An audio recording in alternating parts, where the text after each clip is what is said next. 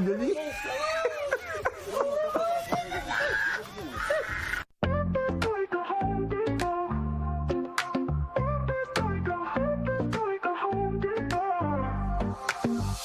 Step up in this game like I'm hammering nails. Earth's a flat plane, listen up, I'll tell you tales. Home Depot vibes on my tools, no fails. Level up my vision while the world just derails. Sharon said it first, now I'm chasing the truth. First wanna know, is he shilling or aloof? Now I'm flexing with the facts while they playing the fool. Flat earth, no curve, I'm breaking all the rules. Earth is like Home Depot, got my crew on deck. Home Depot, we ballin'. All this knowledge better show respect. Home Depot, flat earth, they say no way, but we out here grind. Home Depot, motivated, determined, leave the lies behind. Like a Home Depot. Rolling deep through Antarctica, you know what's up. Snowflakes in the air, yeah, we sipping from the cup. Well, Duffy said, trust me, I came out of the blue. Started from the hustle, now I'm building my crew. Wait, I'm stacking up truth like I'm lumber from the store. Got the blueprint, baby, I'm ready for war. See the horizon straight, no dip in my sight. Thug life on the flat, bringing knowledge to the fight. With this line, Home Depot, got my crew on deck. Home Depot, we ballin'. All this knowledge better show respect. Home Depot, flat earth, they saying no way, but we out here grind. Home Depot, motivated, determined, leave the lies behind. Like a Home Depot. So I'm here to break walls, I'm kicking down doors, hash street life, I'm hustling, what's mine is ours. A whole new vision, we gon' stack and we gon' rise. With my crew by my side, we defy all the lies. Earth is like Home Depot, got my crew on deck. Home Depot, we ballin'. All this knowledge better show respect. Home Depot, flat earth, they saying no way, but we out here grind. Home Depot, motivated, determined, leave the lies behind. So remember this hustle, keep your eyes on the prize. Earth is flat like a board, like the ones on a 5. We'll build this place together, ain't no mountain too high. Home Depot mindset, we gon' reach for the sky, yeah.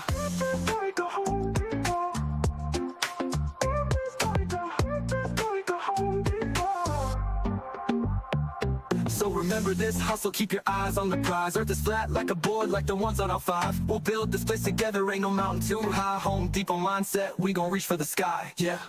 Like a Home Depot.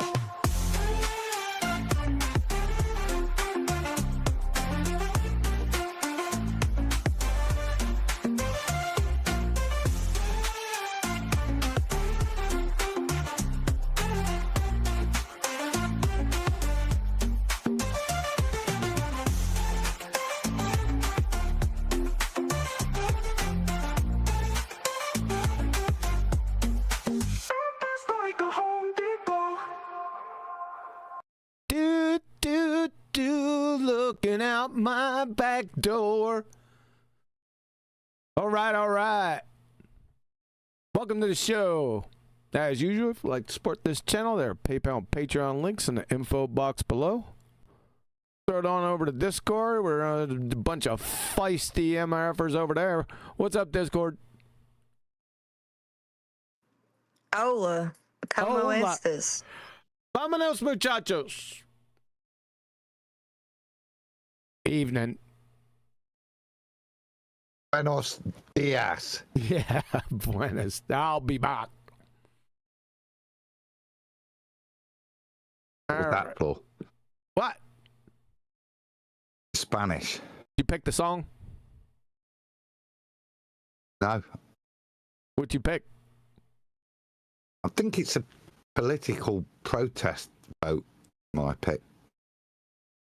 What? I'm going to go with the second edition of the BALLBUSTERS. What should be played? Nah, I can't play that BALLBUSTER stuff, man. I'll get friggin' struck down. I don't know. I think it's worth a retest. Retest. I should have played the song that I played before we came on. That's what I should play. Just get the copyright. Well, that's a definite strike, though, isn't it? That's a definite, guaranteed strike. Yeah, guaranteed. Oh. I don't know. I wonder if it's people just messing with us.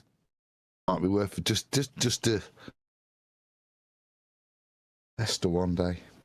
See how long ago that was. Music being forming. Look out. Yeah, it's got a big old C by it. And that song had to be written in 1970, somewhere around that vicinity. Let's go check. Again, another one I've never heard of. You never heard that song before? Oh. What? What? No freaking way. Let's see. Creedence, Clearwater. Revival. Looking out my back door.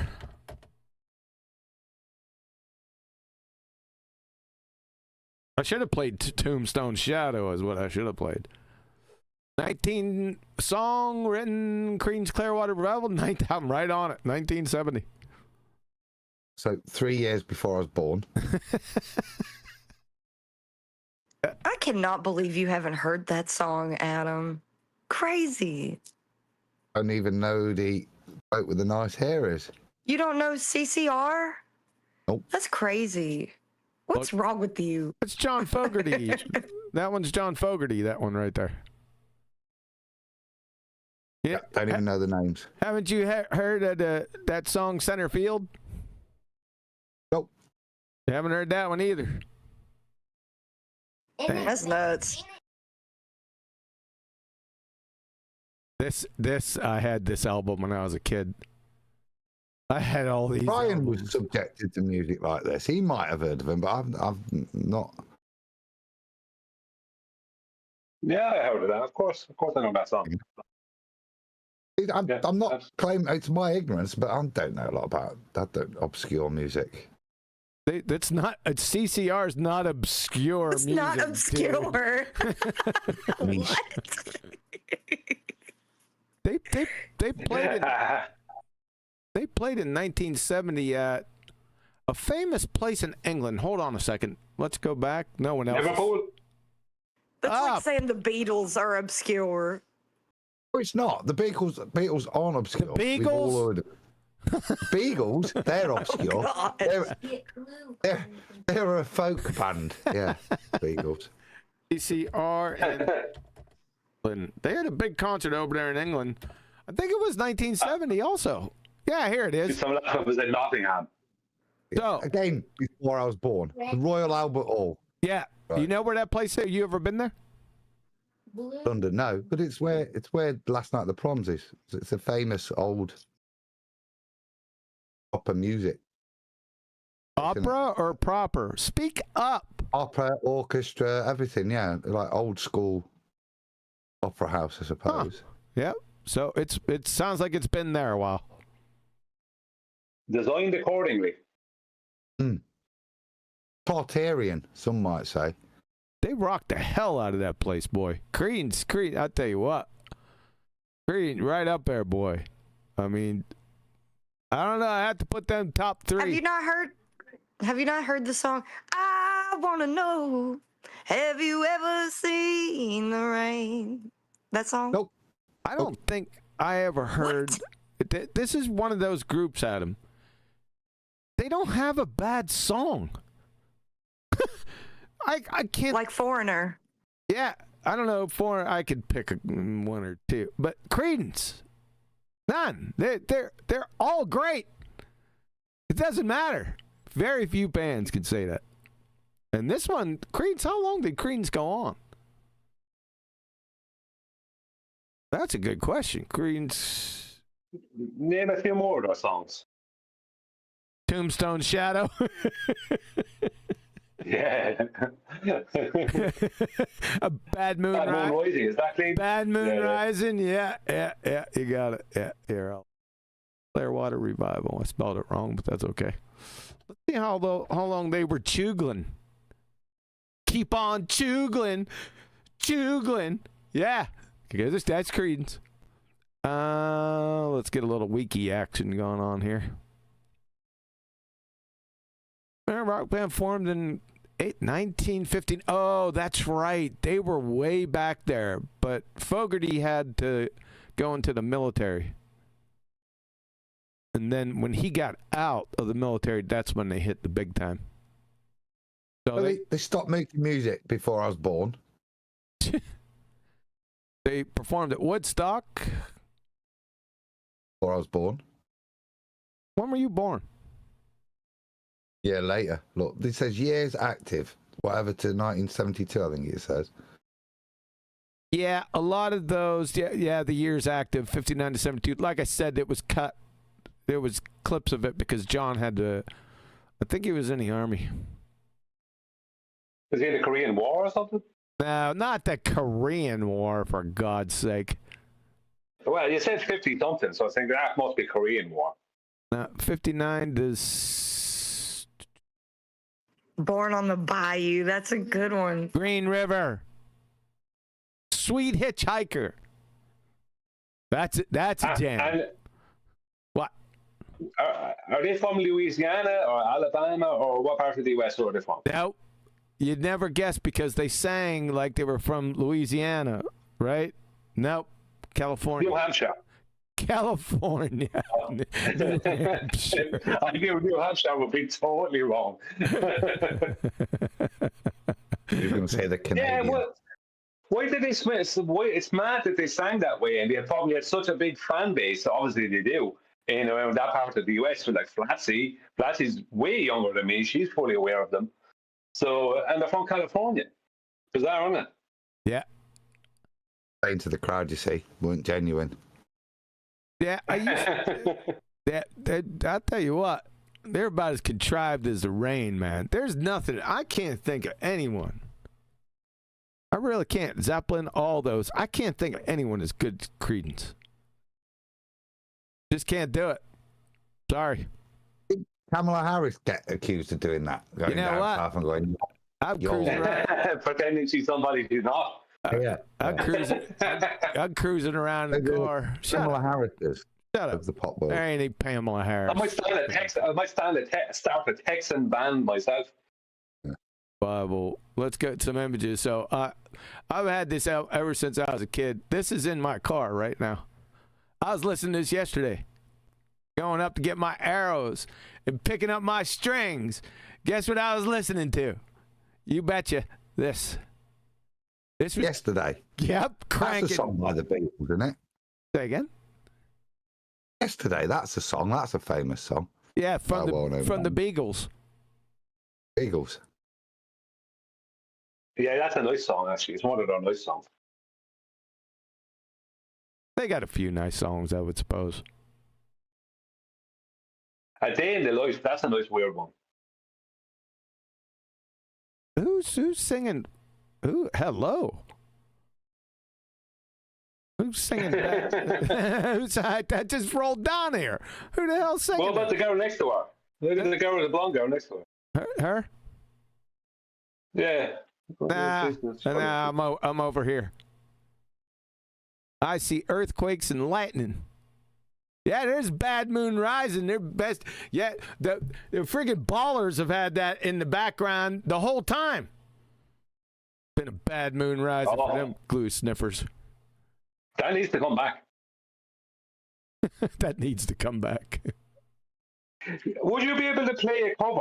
Let's just say someone was singing a cover of, let's just say,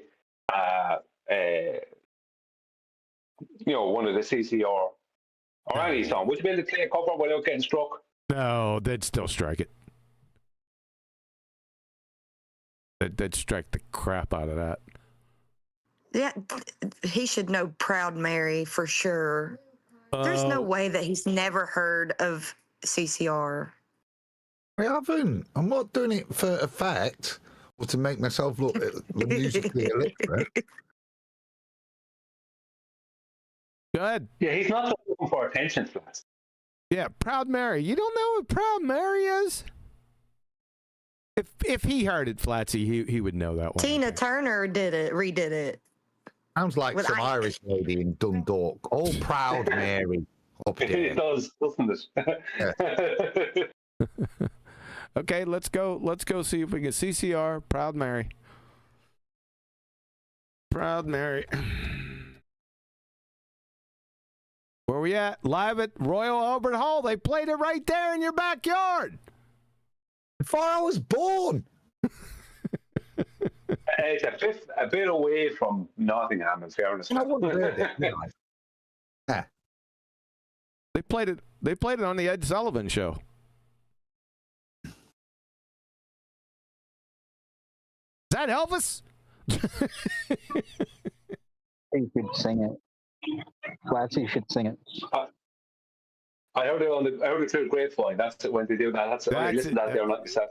I don't know. Is that theirs? I think that's an old. It's not theirs, no, but they do a good job of it. I don't think it's theirs, but they do a good job. I think they do the best it's a job. Motown. I think they do the best job of it. By the way, I've heard the older ones. This is a case where, see, in CCR's case, if they cover a song, they're going to do it better than you. There's a lot of their music I don't know. So I might recognise their voices better, but I wouldn't know it. I'm very much like what a lot of bands, basically all bands, more or less. I'm just a surface skimmer. Pretender clown. Out of the sky. What is that? There is one song that is kind of obscure, but it is really good. Is it that? It came out of the sky. I knew it. Yeah, that one. That boy, I should play that bitch right here. It's a fun song. Are you allowed to play any of it without getting a strike? Could you play like 30 seconds? I'm just gonna have to wait till after the show. Yeah, I suppose so. I'm gonna whack that. Go ahead and put that there and get it ready. Guess what today is? What's the most famous band from Alabama? Sorry. Guess what today is? Tuesday. Taco Tuesday, but it's not Taco Tuesday. It's Pizza Hut Tuesday, where they get pan pizzas for like, it's just a couple dollars. So it's pizza day today. This is a really crazy Sketty day for us. Yeah, I got sketties in the fridge. They're marinating. It's a marinating. Don't forget the anchovies. It's a marinating, Neil. There ain't no friggin' anchovies number one on pizza, and definitely not in the sauce. That one's in the hopper. This one's in the hopper, Adam. Get ready. Ducky market. All right, I like my that. ducky. Sorry. That's a Nottingham phrase. That. What? Really? Ducky Locally market? will say, "Yeah, hey up me duck," and then you get all right, ducky. That's old timey right there, boy. They got a washboard and everything. All right. I want to listen. I like my anchovies the right way, just the runoff of the anchovies in my Caesar dressing. Just stop. Just there's no way around. Yeah, just stop. Who decided? You know, this pizza could do with some anchovies. Yeah, somebody was evil. You know what I mean? No. And then there was another one that come from Dutchland that said, you know what? Let's throw some tuna on here. It's like, let's ruin the already awesome thing. Let's ruin it. Bit of sweet corn, onion, tuna, black olives, lovely. Who? No. All right, let's get out of this. Where's Neil at? Probably still at that disco. What were you guys doing up in the other room up in there? Well, there was nobody here, so I just joined the after show room. I had to listen to the guys just chatting. What was going on up there? Just chatting, a bit like us, really. If you just said what flat earth stuff did they cover, you go, well, this not very well known band from America, CCR or something. CCR. No, they were just like chatting. I think indicting Neil deGrasse Tyson is the thing I'd remember. Oh boy! All right, let's get into this since time. Oh, the man with the big helmet. Yeah, the helmet guy. I had forgotten all about him. I can't even remember what he was on. I think he was on about something about evolution. He was train wrecking himself. He was given those feigned exasperations and stuff from, you know, the usual routine from glue sniffers. You know what? I was watching. So I sat down last night. I said, let's go to Netflix, because I haven't turned on Netflix and it's been a while. And I turned it on, and I seen they had a show on quarterbacks. So it was Joe Burrow from the Bengals,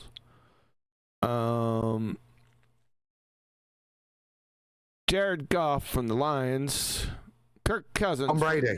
Kirk Cousins. Shut up. Kirk Cousins from Atlanta Falcons. Was there another one? I don't know.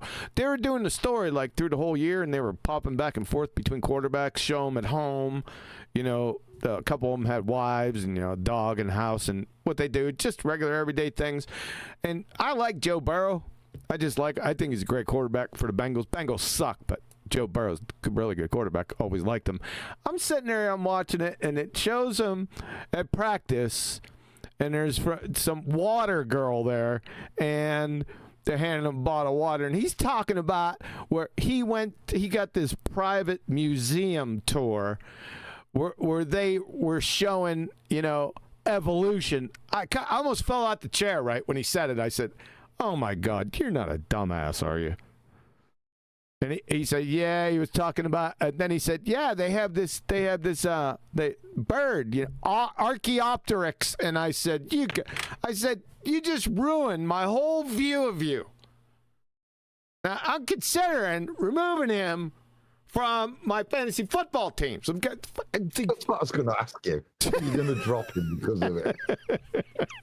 Listen, I tell you, that's a daily thing with me. I'm listening to someone who's not flat out. Listen to the way they're saying what they're saying. I'm interested in what they're saying. They're making some good points about a topic. And then they say, it's a global thing or right across the globe.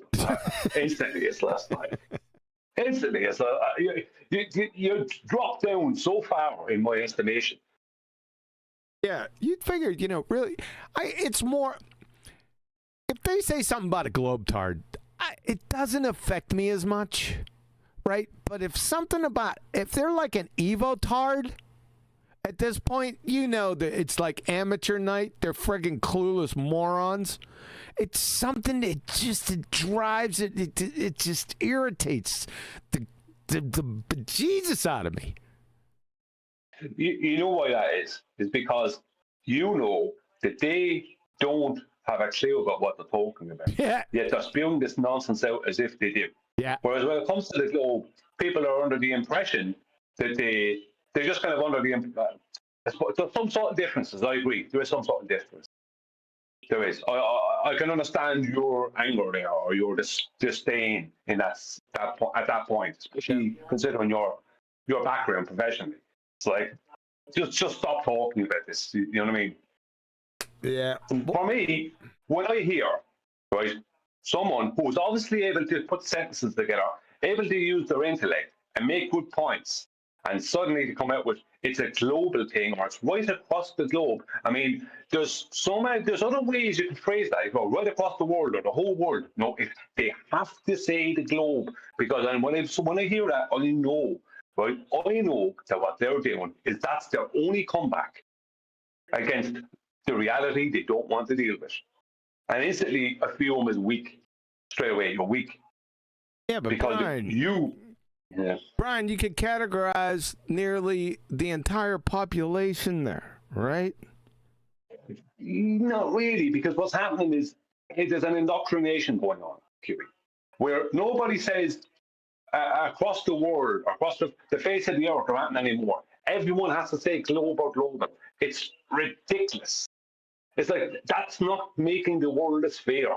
Saying globe doesn't make it a sphere. Yeah, that irritates me. It's like planet. I'm hypersensitive. It irritates me too when I guess that the global this, I guess it gets under my skin a little bit.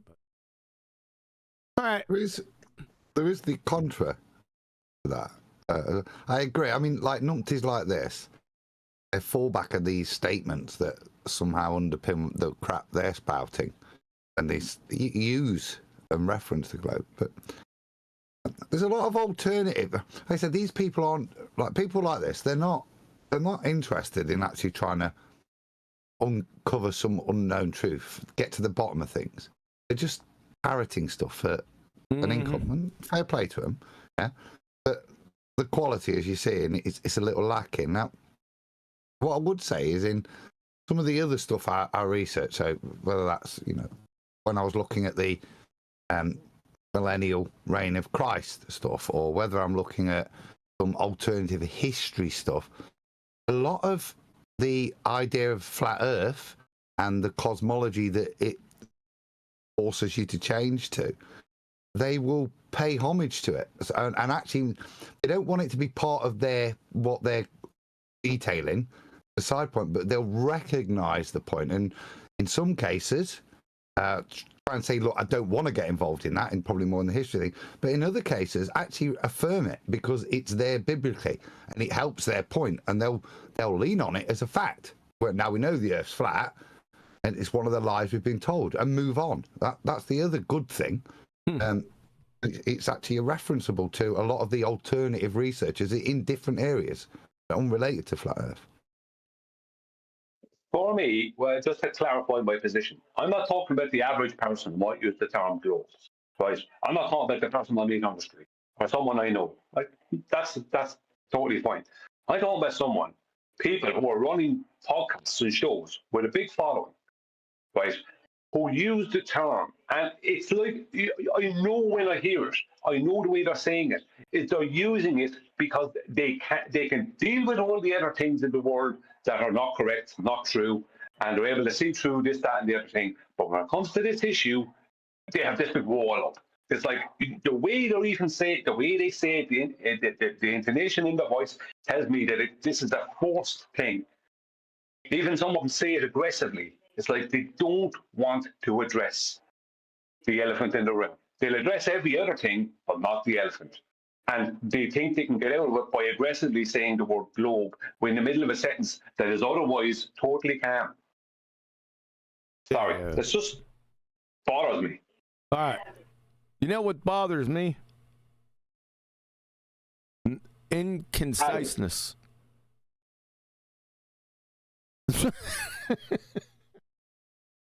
This is what bothers me. Inconciseness, rap, people swallowing, gulping in their mic. Those three things just piss me off. I'm still. Nathan's fault. This mic's so sensitive now I can't even take a drink. All right, here we go. We're gonna get into this. All right, now you got to be prepared. Oh my God, what now? Would you agree that I've worked on my conciseness? I don't agree with that shit at all. It's gotten worse. All right. Now you got to prepare yourself. Prepare, because you're going to get hit with stupid. Really quick. It's going to be real fast. It's going to be like a machine gun. So you got to be ready for this, because we're all relaxed. We're all looking out my back door. And this abject moron is going to come into our lives again with his helmet. I'm just telling you, get ready. All right? I don't know what he's going to say. I can't even remember. I haven't seen this glue sniffer since the last show. I almost forgot to pull the video up. He was going through the creationist kids science thing book, weren't he? Oh, yeah, that's right. That creationist book. Yeah. The real deep dive into his claims. Deep dive. But I don't know where he's at. I don't know. I can't remember where we left off. So maybe we should go back a little bit. No, just press play. We'll catch up. Just press play and we'll catch up on it. All right. Let me see if I can. Let me make sure I can hear this monkey. That might be a little loud for me, but let's go ahead and video. All right. Here we go. Get ready. For saying that this is a fucking transitional fossil. We're on transitional fossils. Told you. That's really telling, isn't it, though? An effing it is an effing transitional model. Fossil. Why is it transitional? Because I've used the expletive F word. Because I can't tell you why it is. I'm just going to get frustrated. Yeah, Why can't you see? This is halfway towards a Pakistani whale dog. Where's my stuff at? Talking over me already. It wasn't. I was my interruption. Amateur night. What's that transitional fossil? Amateur night dipstick. I think I'm in the wrong thing. I'm in the right library. Where's those fossils at? So he's got a frigging transitional fossil, huh? We probably already went over this. So we're going to come out with some large pipe-hitting evotards. This is Fudiyama. If you've been around evolution, this name, you will hear that name again. Anyway, Science on Trial, 1995. Fudiyama, PhD, evolutionary biology. One of the most striking and potentially embarrassing features of the fossil record, the majority of major groups appear suddenly in the rocks, with virtually no evidence of transition from their ancestors. Harvard paleontologist, we know him, Stephen Jay Gould, wrote, "The extreme rarity of transitional forms," whatever that is, I don't even know if it has anything to do with evolution because no one's defined that monkey yet, but I digress. "The extreme rarity of transitional forms in the fossil record persists as the trade secret of paleontology." I don't know. That doesn't sound too good to me for your position there, Nancy. And then this one's a clear killer. Dr. Colin Patterson, senior paleontologist, British Museum of Natural History, in correspondence with Luther Sunderland, quoted in Darwin's Enigma, 1998, page 89. Dr. Colin Patterson is the caretaker of the largest fossil collection in the entire world. Says, "I fully agree with your comments on the lack of evolutionary, whatever that is, transitions in my book. If I knew of any, fossil or living, I would certainly have included them. I will lay it on the line. There is not one such fossil." So, what is this glue sniffer talking about? Is he making shit up? I think he might be. You're asking for. It's not a true bird. It's an ancient bird. Oh God, it's Archaeopteryx, isn't it? How ironic is that? That has some characteristics of fucking reptiles that aren't seen in a lot of birds today because most of them don't have those anymore because they've changed. What the fuck? Okay. What? Huh? They changed. That's deep. Typical friggin' amateur night at the Evo Tartarama. Okay. Species. 1 second, pause. He said they changed. Then that would be a transitional fossil, wasn't it? So the thing he's trying to use in an argument against transitional fossils ends in him claiming a transitional fossil. Yeah, he's been claiming it's a transitional fossil, but there is none. He's a moron. Yeah, but that's the point. He just says it's changed. Well, that would be a transition then, wouldn't it? Oh my God! You should be able to show us that. Anymore because Again. changed. What the fuck? We just started. Okay. Species versus kind. Species versus kind. What species definition are you using? Because the first one was coined by Aristotle circa 300 BC. There's been 150 different definitions up until this point. Which one are you going to use? Probably you don't know. You're an idiot. The biblical kind is usually a broader category than our modern term species. Is this in the Bible? Is that what it says? Oh, it says it in the enabling book. Biblical kind is usually a broader category than our modern term species. For example, it is likely that the gray wolf, the red wolf, the coyote... It is likely. That sounds science-y. A lot of likelies in science. the dingo, and the domestic dog, 5 different species, all belong to the same biblical kind. Did God say that? And that they are all trace their lineage to a single pair of canines. Creationists recognize that the I'm a creationist. So are you, you dumbass. Nancy, Pinko, you're a creationist too. We went over that a number of times in the last video. What do I recognize? origin of new species. The origin of new species come from biological taxonomic classification systems. They come from people writing in a chart. Glue sniffer, that's where new species come from. Within a kind does occur. The origin of new species within a kind, however, is not the same thing as changing one kind into another. Oh, we got a note. Adam. Oh, I can't read. I'll read it.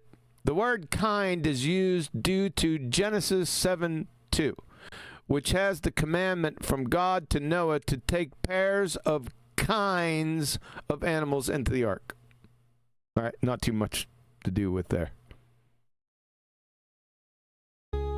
What? What? So, hold on. Okay. Well, you hold on. You can't get that, can you? That's too overwhelming for you. Here we go with another feigned exasperation. Nice rings, by the way. Is he pretending this is difficult to grasp? Yeah. Yeah, that's what he's doing. Let's see. I'm gonna have to feign some exasperation then. Oh, God.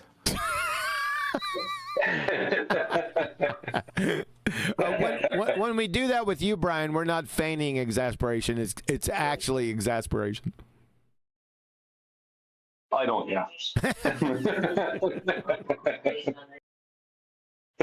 I'm confident in my positions.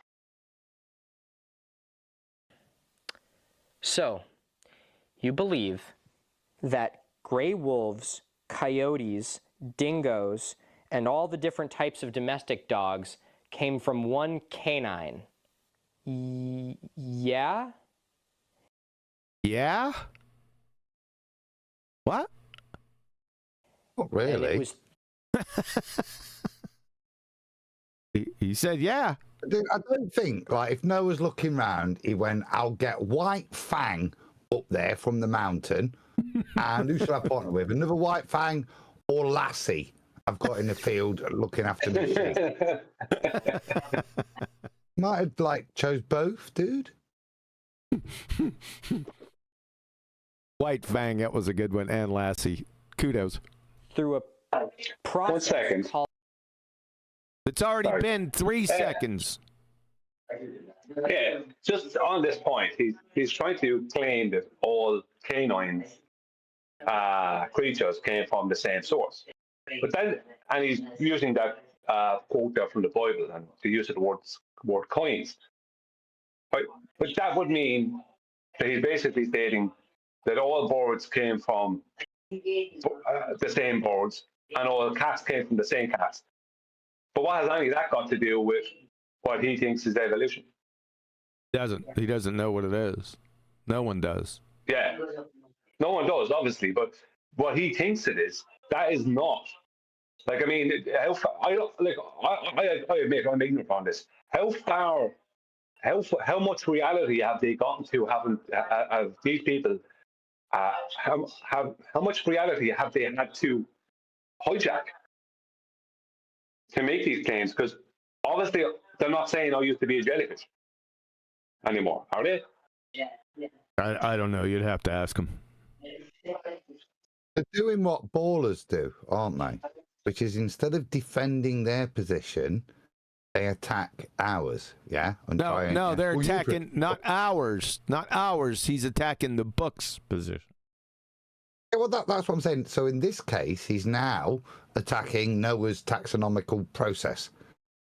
Yeah, that's. Yeah. I would say Noah knew enough that it weren't just bird. I'll get 2 birds. Right? He took some doves, took some ravens. Yeah, it's there, mate. They're all birds, aren't they? If that's how basic you're going to break it down to substantiate your claim, which is Yeah, all dogs came from one set of wolves. There probably weren't dogs, yeah? That's your fundamental claim. As I say, to what? To try and attack Noah's position, the biblical position, instead of substantiate his own. Yes. Yep, you got it. That's what he's doing. Yeah. And it was through a process called evolution. Process called evolution? What's that? It's not. It's called dog breeding.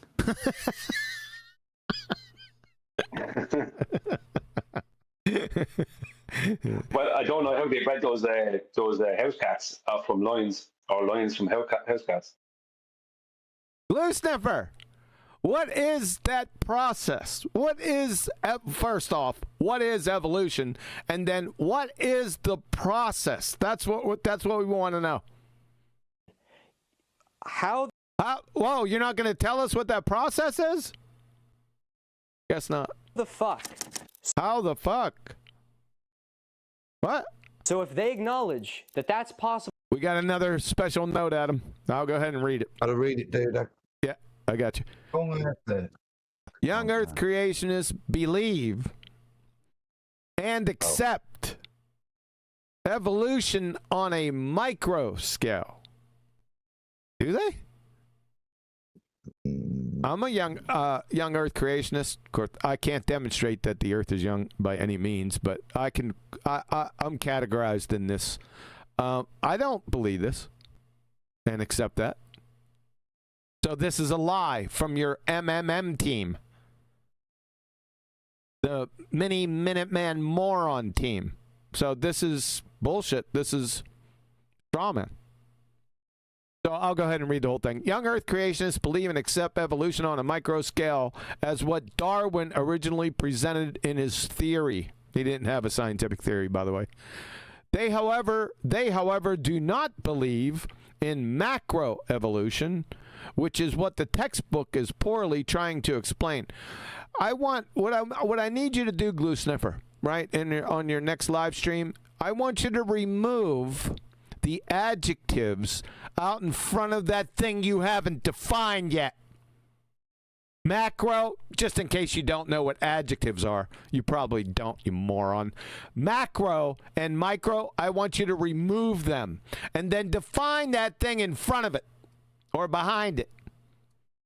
That evolution. Define it. Scientific theory. Do we have to go over that again, Adam? I think we do because it's a new show. I think so, because he's trying to now, our recognition of the majesty of nature as accepting evolution as some part of that. Yep. No, I'm not having that, right?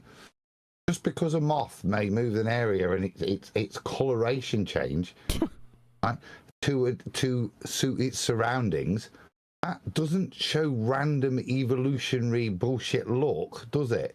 It shows that everything was preordained, ready for it to change if needs be. It was already programmed into it. So those things, I would stop anybody trying to paint that observed stuff that we can see some of these, the majesty of nature, as a support for evolution. There's no transitional model here. It's the same thing. Yeah. Sometimes it's getting bigger, sometimes it's getting smaller, depending on its environment. Nothing's changing. There's no dog from Kashmir heading to the sea. You know what? You'd figured that I would track down that Pakistani whale dog. I forgot all about it, and I didn't do it. I'll try to do it for the next time. So, for Nancy here, Mr. Ring Carrier, remember this? If you don't, here it is again for your dumbass. Define evolution with citation, please. B, post a scientific theory of evolution. We need that with citation, please, too. And C, post just two formal scientific hypotheses, then experiments that concretize it into a real, actual scientific theory. We're going to need those two formal scientific hypotheses with citation, please. Then we want you, not the papers, not the citations that you just provided. We want you to identify the independent and dependent variables in that hypothesis or experiment. and the null hypotheses that were rejected or falsified for each, respectively. That's what we need from you on your next live stream. Yep, that's what we need. Without this, you got nothing. You got butt kiss. Nothing. Zero. You're just flailing away, chasing after the wind. Possible to happen. Why the Pause a fuck sec. would it? That first bit, young Earth creators, I wouldn't. You said I am. I genuinely don't know. What I do know is there's no evidence to suggest to me that the Earth is billions of years old. In fact, that's more laughable as a proposition that it's only 6,000 years. Yeah. Yeah. I know there's a creator. Yeah. But the numbers they suggest are laughable. Well, there's no scientific validation for any of their fairy tale ages. It's a non sequitur category there. So their position, they don't have a position. It's nonsense. They think they do, but they actually don't. Go ahead, Brian. Yeah, thank you, Kiwi. Yeah, I would go as far as to say that there is absolutely no way possible to actually ever correctly tell the age of the Earth. Nope. No way. I'd say it's like one of those things. It's like, no, you're not going to know that. Hard luck. Yep. Correct. One of those ones. Yeah. They pretend that they do know. They keep that back in the hopper, and then they make fun of people that think the Earth is young when their position is just as stupid as the other guys and unvalidated. Yep. Would it be wrong to say that that's always been happening? What? Oh my fucking god. Okay. What? Why does he have to use the F-bombs so much in the wrong way too? Sorry, Adam. It's fake, isn't it? He's pretending he's had an equipment malfunction to fill in his video that's got no substance anyway. Yes, Adam's all over him. Hey, you know what? That camera's dead. I'm charging that camera now. It's not the only thing that's dead. Your IQ's right with the camera. DED. Who? Oh, fuck. Good. Yeah. Who cares if his camera's dead? That's not the camera he's using to film himself with. No, but this Well, is who the cares? This is the point of editing, something he's clearly done for this video, but he's kept in the bits that he should have edited out. You mean research? Oh, no, he's Yes. trying to make a point. No. She's right. According to Jaren, editing is research. You didn't catch on to that. Oh, sorry. Go ahead, Brian or Adam. I rudely interrupted Oh, you. no, I stand corrected, Flatsy. Maybe he is. Good one, Flatsy. She's all over it. You guys missed that. She's on top of it. You know. Yeah, I know. Fucking, we're gonna just roll with this. All right, we're gonna breeze through this last little section because I'm getting real fucking sick of this. So are we. So are we, listening to your dumbass amateur night Nancy. The evolution of man, a mistaken belief. Oh boy. The evolution of man, a mistaken belief. I'm gonna just go. What? Somebody said, wow, I heard that. Neil. It was Neil. Neil. I heard a Neil. Oh, Mr. Color Commentary. Go to the bold thing that's sticking out to me. No missing links in the supposed chain of human evolution have been found. Missing link. There's human evolution. What's evolution? Look at the look on his face. Oh, here we go. Oh no! Max, destroy my position. Do 7 offsuit. Here we go. Hang on. Okay, but they like have though. But they have. Oh, they have though. There's like, okay, where is it?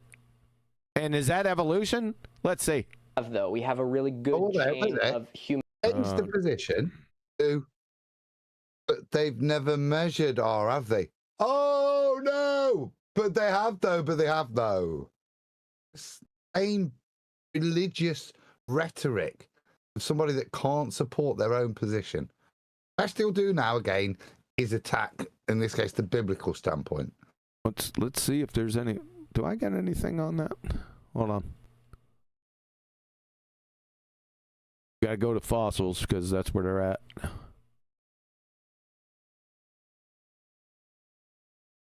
All right, Henry G, you gotta come through from. I know you. Yeah, there it is. From Henry G, remember he's a hard pipe hitting evotard. He is the senior editor of Nature, the most prestigious quote-unquote science journal in the entire world. He says new fossil discoveries are fitted into a pre-existing story. We call these new discoveries missing links. We're right on topic. As if the chain of ancestry and descent were a real object for our contemplation, and not what it really is, a completely human invention created after the fact, shaped to accord with human prejudices. In reality, the physical record of human evolution is more modest. Each fossil represents an isolated point with no knowable connection to any other given fossil, and all float around in, remember, an overwhelming sea of gaps. Evolution of the gaps, remember that? Oh, here, another one, Henry G. All the evidence for hominid, well, that's a sciencey term. All the evidence for the hominid lineage between 10 and 5 million years ago, as if. Several thousand generations of living creatures can be fitted into a small box.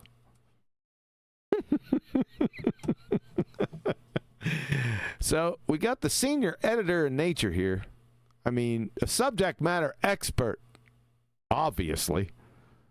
But he's saying the exact opposite of what this glue sniffer's exasperated about.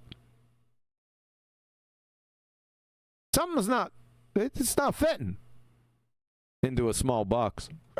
Okay, but they have though. We have a really good chain of human evolution. Really, that's not according to Henry G. You got bupkis. Evolutionary tree. We know how. Evolutionary tree? There is no tree. Dr. Craig Venter told you there wasn't a tree, you dumbass. What kind of moron are you? This works. I know I said my whole thing about transition. Wait a second. Let's go back. He said something about it works. Okay, but they have though. We have a really good. Super working. Pragmatic fallacy. Anyways, Tony Whitcomb sent, if this is the gold standard in evolution, then I'm investing in plastic. Yes, sir. Yes, sir. That's a good one. Appreciate it. Chain of the human evolutionary tree. We know. Look, you see when his meat hooks. Human evolutionary. There is no. We already been over this. This works. I know I said my whole thing about transitionary species earlier, but as far transitionary species. What the hell does that mean? As far as the missing link, he keeps on going. He's like the meat hook king. You see how many meat hooks he put out there? Let's count them. Good chain of human 1, 2, 3, 4, 5. Evolutionary tree. We know how this works. I know I said my whole thing about transitionary species earlier, but as far as the missing 6, link, 7, 8. Found a shit. 8 meat hooks. Yeah, and this sentence fragment not connected. Yep. Yeah. Yeah. It's not making any sense. This is a good wits hit. This. Instead of answering the question, I'll ramble. Yep. That's what this Evolutionary is. tree. I know I said a bit about missing links. Blah, blah, blah, wave my hands. Yes. Yeah. Shit ton of them. Play the fucking Futurama clip again. Oh, this is his evidence for evolution. That's it, isn't it? You see, exasperation. Here's my proof. The clip from Futurama. But that's it. That's all he's got when he said, yeah, there is an evolutionary tree. And if there was, you see, it's like the ballers. If there was evidence for Earth, they'd show it. Yep. It wouldn't go to Futurama as to support their argument. Yeah, last week I mentioned the man who was promoting the existence of Sasquatch, right, many years ago. But this guy had some education, and his name was Lieu, and he went through all these supposed stages that this guy is claiming now using Futurama, and the supposed evidence for these stages. And what it was they were finding ape bones and putting them into the shape of a human. So they were uprighting the skeleton and stuff like that, and saying they found, let's say, a missing link type being, or the carcass of, or whatever way you wanted to title it. So that's what they were doing, and they were showing, what was there, Belltown Man, all this. It was all BS. It was all fabricated. Well, you know what I mean? So they had to make a mock human stature, a mock human stature out of the ape kind of thing. Totally false. This guy, and look, this is not new knowledge. Like, this is something I learned. I didn't learn it last week, and I had nothing to do with the topic. And I learned this years ago. And this guy here, who's out here supposedly educating on it, right? He's showing you Futurama. Like, he's either totally dishonest or has never actually researched anything. Kind of like, this reminds me of the ballers with gravity. They don't even know the current position. They want to keep hammering on. This is much worse. This is much worse than that. This is an amateur night clown. Yeah, look at it, right? Excluding the first little monkey, where there's a huge jump from like walking on 4 to 2, no transition, dude. But if we then take the last 4 and if we just took their skeletons, right, and dug them up, it would be a random sample of a pub in England. There's no evolution there. That's kind of how people's skeletons vary at the same time. Yeah? Listen, I tell you, I could bring you to show you some photographs of some guys from the past, from here, and I tell you, they look a bit on the ape side. Yeah, I'm gonna lie. That doesn't mean they evolved, whatever that is, from apes. This is just feebly pathetic. This guy's a moron. I've got you now. The alleged transitional forms that evolutionists have proposed over the years can be considered either 100% ape or 100% human. No, you're the one doing that. You're doing that in order to make it seem like a transition can't happen. But you're not going to say that. What? Making it... What? If he just said that they have been shown to be either 100% ape or 100% human, and he's saying you can't do that. We can't do what? What they did, which is show that they're either ape or human, which means they're not something in between. Whatever. Because then you have to talk about how things change. Then we have to talk about how things change. What the hell are you on about?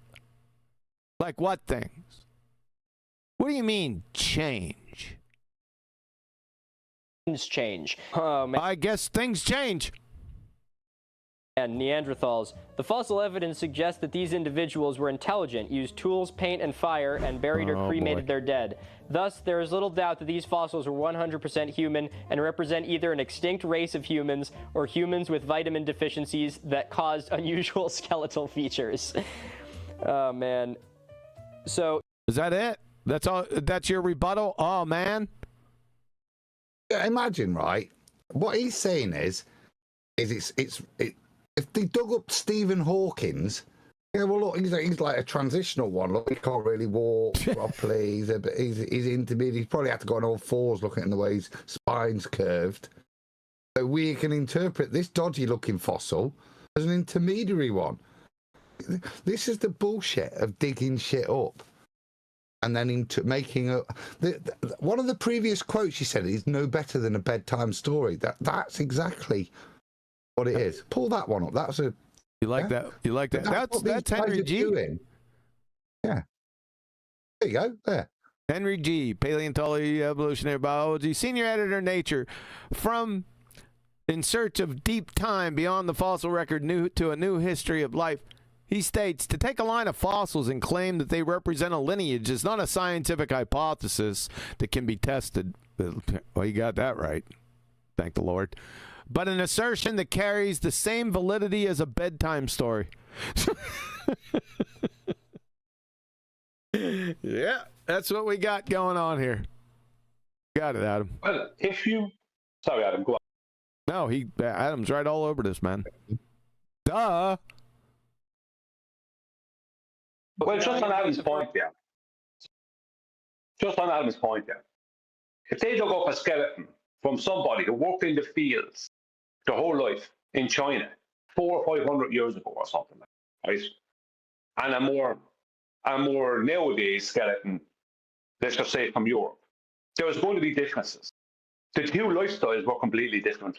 The people were different is in their appearances and their sizes, all this kind of stuff. So yeah, they're going to look different. That doesn't mean that the Chinese person somehow became the person in Sweden that they are. Do you know what I mean? Give me a break.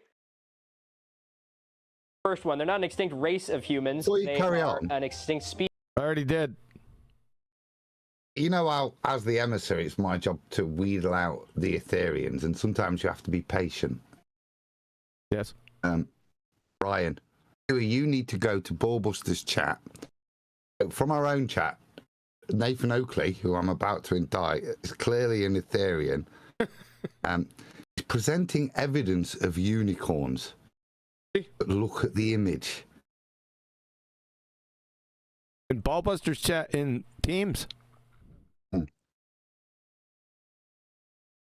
I can't deal with that. That's off topic. Don't lose focus. Get the Adderall drip out. Species of humans. Oh! It's all right. Yes, it's a unicorn. But what is it? She-Ra. Where is he placing his evidence? In Etheria.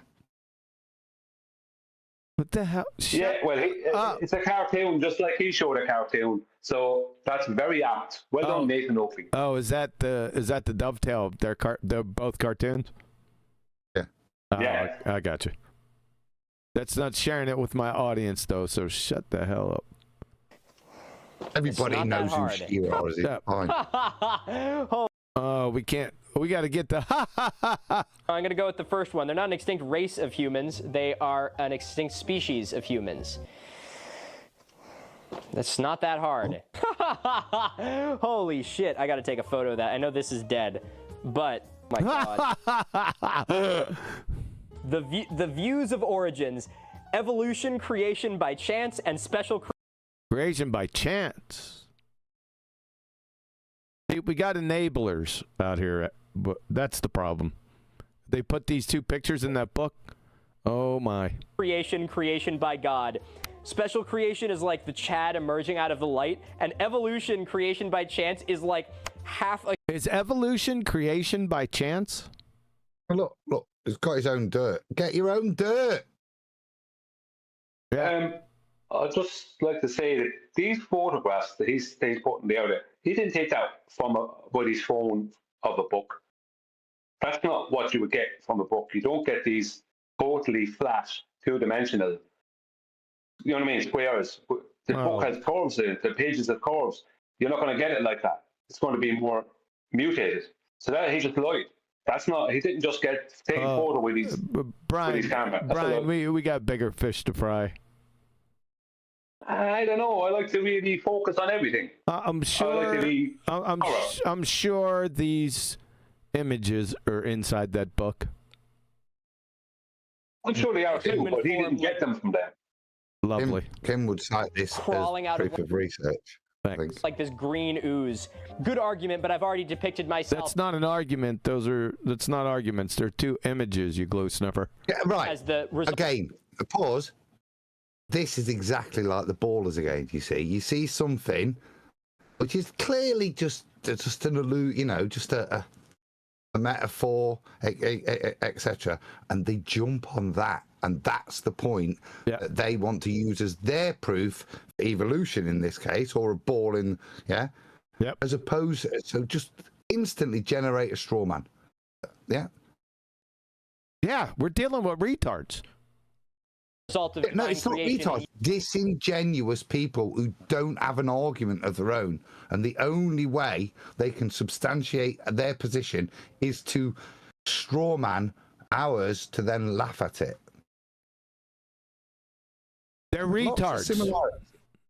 Yeah, disingenuous retards. There you go. Yeah, who have cognitive dissonance, who have to pervert their own worldview like this to avoid the dissonance that's clearly there. Yeah. Just exposing themselves. Yeah. I'm in the middle of the show, honey. Dollar Tree. They got any dollars on there? Is it a tree of life? A tree of money? He's laughing. You as the half-human crawling out of the primordial ooze. You versus the Primordial ooze. What's that? guy she tells you not to worry about. This Yep. is a good meme format, guys, actually. I'm going to get a really nice high-res image of this. Well, don't do it again. Brian will be all over this. Image in a meme format pop up on my feed for like a completely unrelated topic to anything we've discussed today, I'll be very disappointed. Okay, finally we're at the end of this chapter. I've glanced over a lot of it because I just can't fucking do it. And we end we know because you're illiterate. With creation, the only reasonable belief. But creation's not a belief, you glue sniffer, and you're a creationist, by the way. If you say that you're not a creationist, you stand in direct violation of the laws of thermodynamics and quantum mechanics as a whole. And simple grade school, well, duh. Your creator's nature, glue sniffer. Despite appearances to the contrary, evolution remains a belief. What's that? Read that. That's fantastic. Sorry, Kiwi. You want me to read it? No, he's about to. It's fantastic. Not a proven historical or scientific fact. Another feigned exasperation. What else you got for us? I love when creationists try and... You're a creationist, dumbass! ...disregard evolution by saying it's... So we don't disregard what is evolution? You got to have something, a modicum of proof of something for the disregarding action to take place. I haven't disregarded it. What is it? Do you think that he stands in the kitchens of house parties and tries to impress the chicks? Yes. With some sciencey knowledge? Oh, yeah. He strikes me as that guy, yeah. Yeah, he's that guy. Yep. And the glue-sniffing women will be all over it. Yeah. Oh, wow. Yeah. And a guy that would be polite enough to just check your pronouns before continuing to speak with you. It's just a belief. Because that argument would also work for them, where what they... You don't have... That wasn't an argument. Can we just go back to that thing? Because he's probably skipped over the permit. He probably won't go back to it. Can we just go back to the... Oh, you want to go back to it and read it? Yeah, because I didn't get a chance to read it fully. Despite appearances to the contrary, evolution remains a belief, not proven historical or scientific fact. Neither creation nor evolution can be proved scientifically. Only with events that are presently observable. Okay, so it's kind of half there, yeah. It's recognizing it's nothing to do with science per se as a discipline. Well, if you read the next part, it says the creation versus evolution debate is not about what science says. Science doesn't say things, but about what man believes. Like, so this comes back to somebody not understanding natural science. And somebody not understanding what evolution is, whatever that is. That I've been told many times that there is no... Why are you pitting evolution versus creation? They're two different things. What's going on there? Yes. Yeah. Because creation is different. Creation would be an origin of life. Evolution is whatever the hell that is. It's after that point. Well, So it's a total disconnect. Well, that's what they say. Some of them say. It's a very muddled composition out there in Globetardia. Very, very muddled. A lot of it seems like counter flows. Somebody says one thing, another person says another thing. You know what would help? If somebody would define creation, and then somebody else would define and then scientifically validate evolution, it would make it a lot more clear, don't you think? Yeah. Exactly. Yeah, then you can sink your teeth into it with a compare and contrast. I guess we're never going to get that. Absolutely. Yeah, we have enablers in this book also. What did they say? Creation, despite appearances to the contrary, evolution remains a belief, not a proven historical science. Neither creation nor evolution can be proved scientifically. That's a damn lie. These creationists, I already did it. Right. So outside of your specific nuance on that, right? Read the rest of it, and I think they're almost there. Yeah. No, they're not. Yeah, but you're more of a glass half full fella. No, they're not. Look. These are enablers, and they're clearly confused. Let me make my point. Just make it big again so I can read it easier. That's what she said. I know, but it's one of those. It's one of those where they're almost there. Because science deals only with events that are presently observable and experimentally repeatable. I know there's so many objections, but can you see it? It's so much further away from the other guys' understanding of what science is. These guys are at least recognizing whether it's applicable to the category. Now, you, in your eminence, may be able to then take things and make it that creation can be demonstrable through science. Do you get my point? Yes. They're all there here. Well, in the words of a man I know called Adam Meakin, it seems that they've only read half the book. Yes, exactly, Brian. That's exactly what. But they've read the good bit. They've just missed the nuances. Do you get me? And this is my point. The other guy, the guy that's reviewing this book, his definition of science, you haven't got a clue. And that's what I'm saying. There's a little bit of kudos to them. They've recognised it's a category error.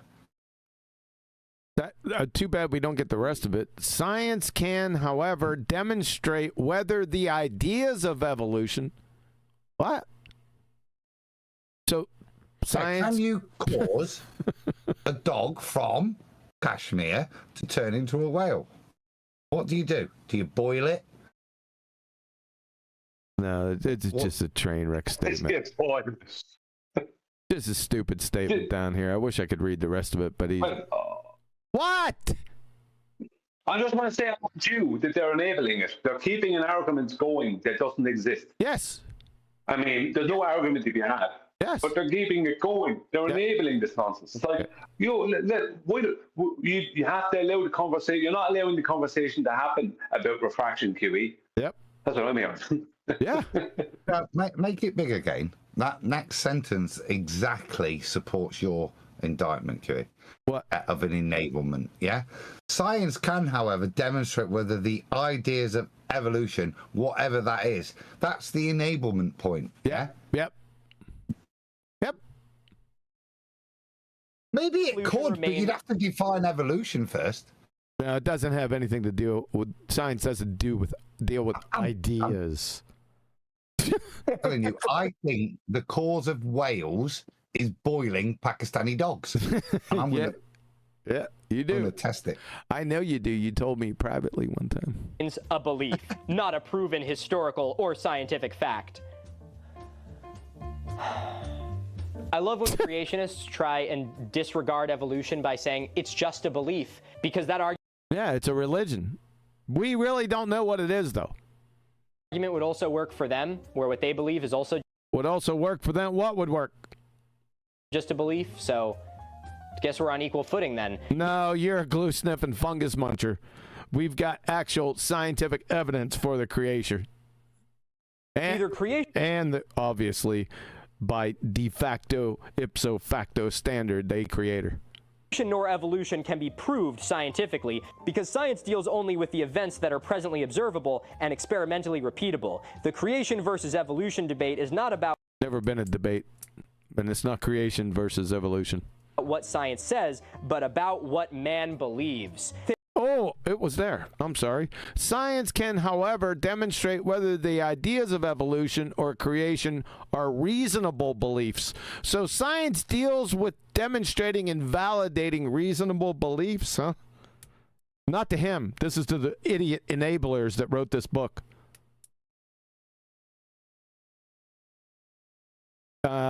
But the science can, however, demonstrate whether the ideas of evolution or creation are reasonable beliefs or not.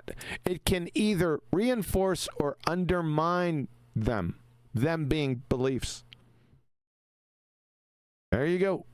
This evolution debate is not about what science says, but about what man believes. They are both presuppositions accepted by faith. As a scientist, They're not presuppositions. They're not prove. Interesting language. Reinforce or undermine. Yep. So, do you see what I mean? Not prove, because you're not proving anything, because what you're trying to do is support a fairy tale, a bedtime story. Do you understand? Mm-hmm. So, oh, this might fit in with Narnia. That's what they're trying to do here, not prove anything.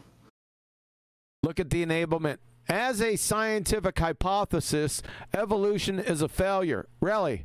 What's the evolution hypothesis? Book writers. I'm not going after him. I'm going after the people who wrote this book. Clearly, you have just demonstrated that you lack the science acumen of a fifth grader. Collectively. No, but that's your request to this video, dude, isn't it? Exactly what. And so now for your request to the authors of this book. Yep. Go through it. Again? I think so, because this is pertinent, because this is now both sides not recognizing how ridiculous a proposition this is. Okay. Yep. All right. So to the book authors, not to Nancy Ring Pinko. So this is what we're going to need from you, the book authors. Evolution. What's that? Define it. Citation, please. Then we need to post the scientific theory of evolution. Citation with that. Apparently you got it, because you said there is a scientific hypothesis of evolution. So apparently you got this. We're going to need to see that. And then we're going to need to see the experiment that was falsified, according to you. We need you to highlight the independent and dependent variables in the hypothesis. And then in the experiments, we're going to need to see the independent variable, dependent variable, and the controls or constants. And then for each of those hypotheses, we're going to see the null hypothesis that was rejected or falsified for any of the scientific hypotheses you allegedly have. For the book authors, that's what we need to see. There you go. Best wishes. Scientific hypothesis, evolution is a failure. It is contradicted by the evidence. It is based on faulty theories and the hypothesis is based on faulty theories. That doesn't make any sense. The hypothesis comes first. Talk and circular reasoning. Circular reasoning and yeah, Oh, this God. is Right, so this is the enablement point coming right up. You know the stuff in bold, like we do, where we use it to emphasize a point. Them emphasizing this point that's going to come up shows their enablement, doesn't it? Yep. And their ignorance. There was a transitional form. It shows enablement and ignorance at the same time. It's a double barrel shotgun right to their faces. The point is, what if there was a monkey that looked a little bit like in between this monkey and this monkey? Yeah? What? So what? What does that even prove? That you've got, like I said, you've got blokes at the pub. You'd line them up and it looked transitional. What are you proving? But what is the guy going to say is, but most important, evolution fails as a hypothesis right, because it lacks anything viable as a hypothesis. No, because of the lack of transitional forms. Suggesting that if you had transitional forms, that would make it a valid hypothesis. That's the enablement. They're a little bit turned around, inside out, backwards. These are some dumbasses who wrote this book. It is inconsistent with scientific reality, but what is scientific reality? most important, evolution fails as a hypothesis because of the lack of transitional forms. Oh boy. As we have seen, the gradual change of one kind into another kind is impossible. Wait, what? Oh, that's their word for species. Why do they have to make this shit so confusing? Because the What's their word for species? Oh my God, imagine how confusing that is. That shows you, everybody, dude, what a dumbass you are. Yeah. If during this, when we're talking about animals and changing, you're confused by species and kind, it's too much to hold in your little pigeon brain. No, that they're synonymous in this sense. No, that's not a pigeon brain. Well, I don't know. Is a pigeon's brain bigger than a caper-sized piece of horse shit? Well, a pigeon's brain is bigger than this guy's brain. transitional forms would not have been fit to survive. Why the fuck not? What about the transitional form between that, you know, that canine and the fucking gray wolf? Where? What? Where's the transitional form for that? Shouldn't there be? I don't know. There be one? They changed, didn't they? Or was it suddenly that the canine gave birth to a litter of puppies? What's going on here? You see, I'm thinking, if that was the case, that everything came from one tall dog, if I was Noah, using my noggle upstairs, thinking, right, I need to save space, and, like, I don't want someone that might actually hurt me, I'll take a chihuahua on board and breed everything up from that instead of getting down and breeding chihuahuas after I've taken on these big-ass, hairy, hungry wolves that will eat a lot more food. White Fang. Exactly. You don't take White Fang, do you? You take picture. You got this thing with White Fang. You said it a number of times. Pretty cute. One was a coyote, one was a gray wolf, and one was a fucking Pomeranian. Nice. You can tell that these people aren't scientists because limited space on Mark. What kind, in terms of the dog kind, are you going to take? Big White Fang? Cujo? No. You're going to take a little Dogecoin dog, aren't you? Something cute. Cujo. How are they going to deal with that when they get to cats? Exactly. It's the same thing, Brian. How are you going to breed a lion from Fluffy at home? No, but he says it's the reverse. If you took two tigers on board, after you get off the ark, you've got to make a house cat from it. You got to make a house cat after you got off the ark. What an ass clown. One was a gray wolf and one was a fucking Pomeranian. You can tell that these people aren't scientists because they're definitely not scientists, and as you've demonstrated here today from my audience, you wouldn't know what actual science was if it climbed up your arse and started kicking footballs wrapped in Carolina Reaper lace concertina wire. You're a fuckstick. We're back into dog breeding. I said it earlier, he's now citing dog breeding as his evidence for evolution. Whatever that is. Because they'll just be like, that theory is wrong, and then give... What theory is wrong? What theory? Is it a scientific theory? I will bet the farm that when asked what a scientific theory is without looking it up, you couldn't state it. Bet the farm. Everything. All in. Guaranteed. Who would make that bet with me? Anyone? I'm not betting against you. I'll make that bet with you. Yeah. She knows when. Yeah, she knows when she's got a winner. I've got another question. I thought you meant would I bet against you? No, absolutely not. I bet with you. That's what you are. Yeah, that's what. Yeah. Would you make that bet? Would you bet him all in everything you had, that not knowing that you're going to ask him one simple question? Why the fuck would somebody call me right now? Hold on. Well, that was the question for a second. Then what do you want? That's what I thought. Don't call me again. son of a bitch. Now, where was I at? I know where I was. Have you won the Ugandan lottery again? Yeah, it was something like that. 188888865. Fuck off. What I'm saying is, if we were able to ask him one question, he wasn't prepared. He didn't look anything up, right? And we asked him, what is a scientific theory? I would bet the farm, everything I had against everything he has, that he couldn't answer that question. Who would make that bet with me? That was my question. I could absolutely make that bet with you. Absolutely, without a doubt, that he couldn't state what a scientific theory was coherently. I guarantee. Adam, would you make that bet after everything you listened to? Not against you, no. No, would you make that bet against him? Oh yeah. Oh yeah. I've got another bet for him.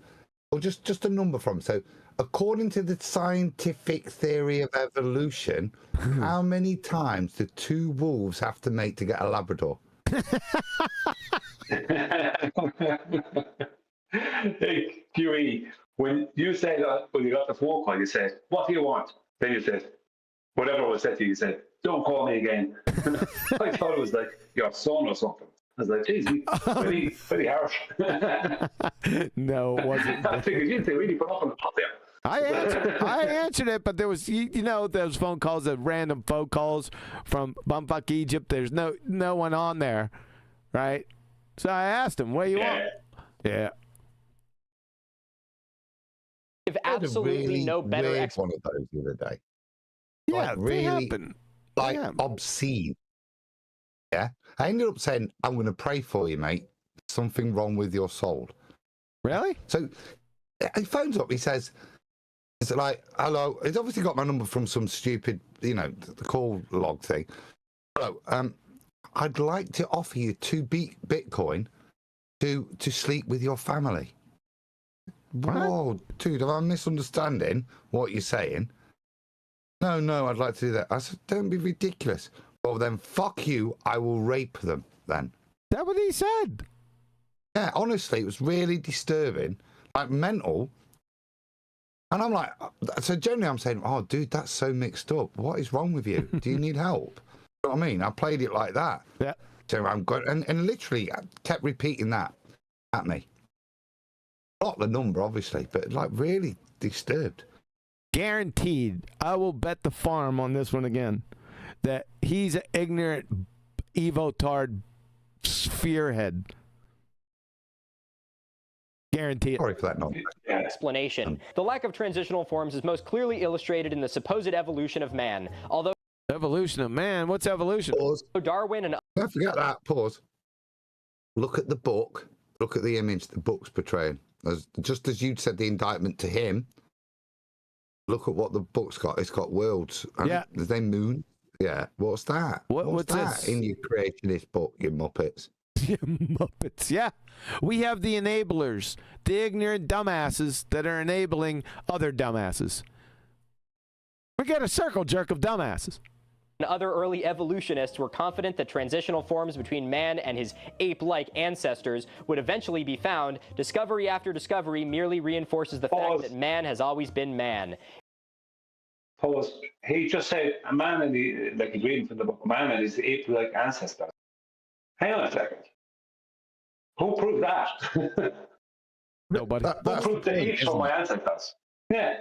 Is that even if they did, is that evolution?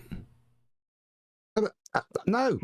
It's a gain. Fulfilling a bedtime story, yeah, would eventually be found. And I could say to you, if somewhere, right, on the out in Middle England, next to a wardrobe, you could find the skeleton of a half goat, half piccolo playing pixie called Mr. Timbers, then it would really substantiate my theory that Narnia is real. It's the same statement. Yeah. It's an appeal to the future fallacy. More than that. Let's see what he has to say about it.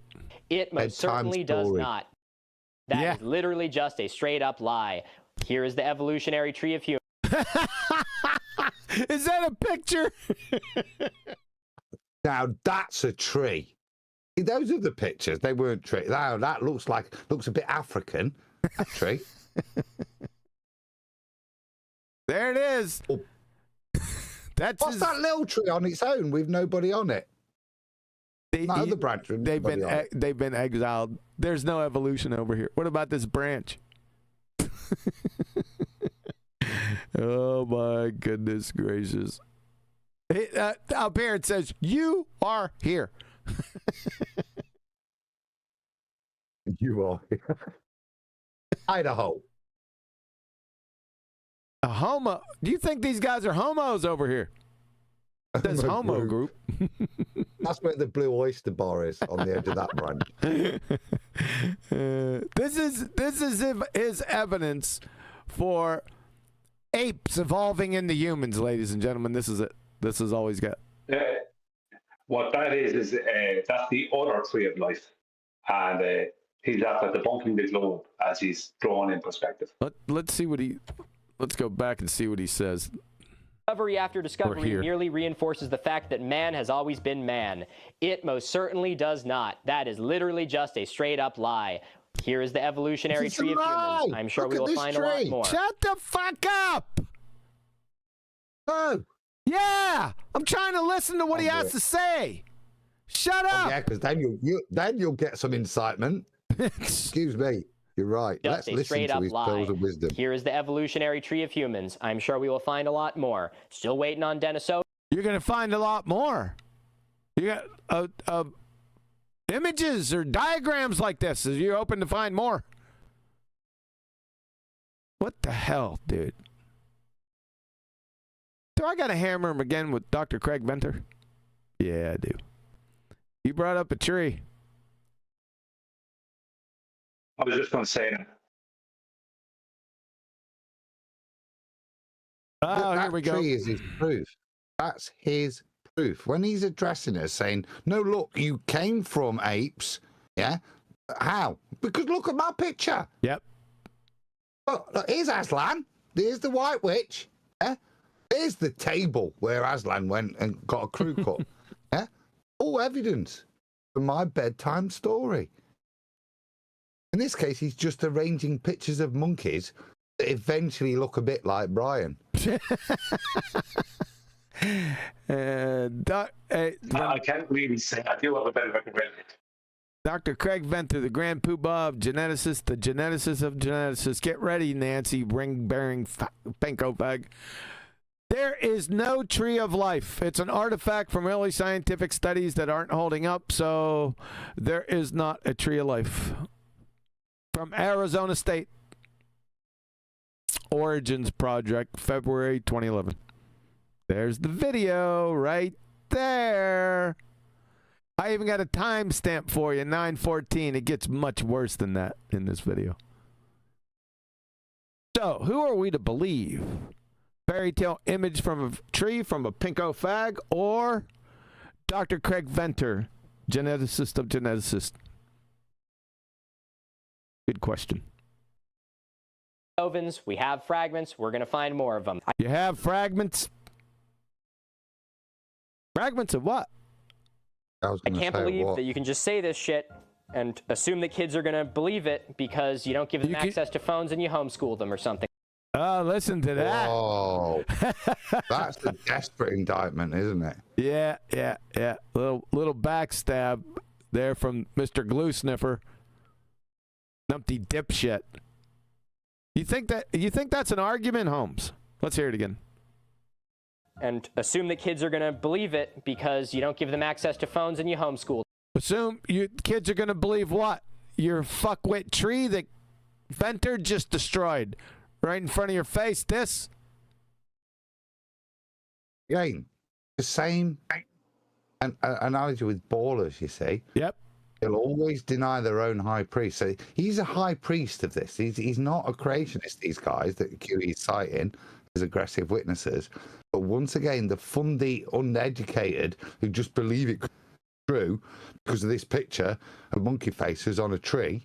Yeah, that's why he believes it, even though the top geneticists contradict this silly notion of the tree that he has a faith in. Yep. Which is why he presents it as his top evidence. Look, monkey tree. See, monkey tree. Monkey tree.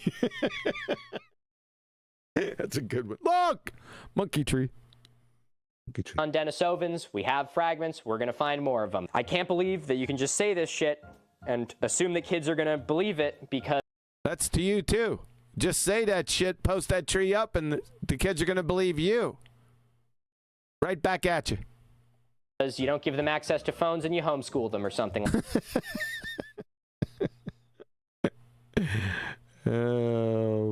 I wasn't homeschooled. Well, maybe he's the reason why parents decide to do those things. Yeah, maybe. Like that. Absolutely. That's why I'm homeschooling Booger. Yeah. Brian hit the nail right on the head, Brian. Yep, he's right. Maybe people looked at people like your dumbass and said, we better get to homeschooling quick. Against humanity. On the contrary, There's belief in parental special lock creation... on the mobile phone that my child has, so he can't see assholes like you. Yeah. And that then blew their mind.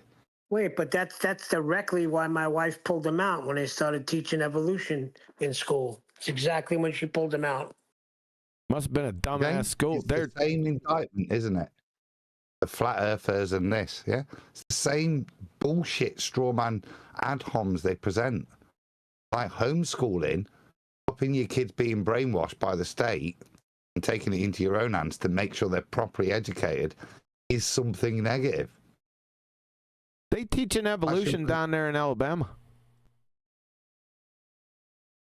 Well, this was in New York. Of course they are. No, we did it in New York. I don't know about Alabama. Oh, so in New York, I'm going to have to go up there and start kicking some ass. Yeah. And Flatsy said, of course they are. They're even teaching it in Alabama. My word. Is a reasonable belief supported by the fossil record. In fact, in light of the evidence, special creation is the only reasonable... There's no special creation. It's just creation. And you're a creationist, you dumbass. Only your creator's nature. Like a moron. Explanation for the origin of life. However, we... Whoa. In fact, in light of the evidence, special creation is the only reasonable explanation. Reasonable explanation for the origin of life. Let's see where he goes. We believe in special creation not because of the fossil evidence, but because God's word says that God created the universe. Good enough for me. Doesn't say universe. Please clap. I can't believe they just give that to... Pause. Just give us a J. Just go back to that text. I think we've got implication of least shitty rule, least shitty explanation wins. Yeah. Wins. It's the winner. You got it, Adam. Yep. These people are pretender clowns. We got pretender clowns everywhere. We got the ones writing this book, and then we got the one reviewing the book. They're both asshats. Just pause for a sec. In fact, in light of the evidence, special creation, well, that is the only reasonable explanation for the origin of life. Now, whilst I don't disagree with it, it's like I say, it's not about taking something to Occam's razor. We can prove to you that you're created. Exactly, Adam. You got it. You don't have to take it to Occam's chopping block. Occam's chopping block. Yep. Fossil evidence, good catch. But because God's word says that God created the universe. I'm so sick of this. Please clap. I can't believe they just... You got the clap. Give that to kids. And then they're the same people that complain about, like, indoctrination. You know? Where they're like... I can't believe that, like, the woke media wants to teach our kids about, like, American slavery. I reserve the right as an American to brainwash my kid into not thinking that science is real. I said this... That science is real? What? Where'd that come from? They went from slavery to science is real. Because the people that are opposing him, have a valid point. So instead of dealing with their argument, attack their education. Yeah. Well, it's not even that so much. Sorry. I'm just saying what he said there is not even that so much. It's not that I'm totally disagreeing with you. It's that him saying that they're teaching their kids science is not real is a complete straw man position. He's hijacking, like he's putting it on these people that they're homeschooling their kids, telling them science doesn't exist. No one is saying that. It's that he's trying to hijack science for himself and his cronies to give him validity and put a straw man position on them that they're not even holding. Does Neil's wife, Sarita, does she claim science doesn't exist just because she homeschools her kids? What about Nathan? Do you know what I mean? It's a completely dishonest position to put onto someone. And while he's dishonestly trying to hijack something that he wouldn't be able to define. If you ask him, right, what is natural science and how is it established? He wouldn't have a hope of giving the correct answer with his current knowledge base. Sadly, he would pretend that organising different ape schools in order and trying to pretend one evolved into the other is science. And if you can date those schools accurately, it's double science. That's the But that's the threat of homeschooling. That's what these guys are scared of. For the general public to remember what science means, why it's a powerful word, what it does, what it's applicable to. Instead of what we are, it's just these people mindlessly parroting shit because of science and globe, because of science, evolution. The parallels are very uncanny.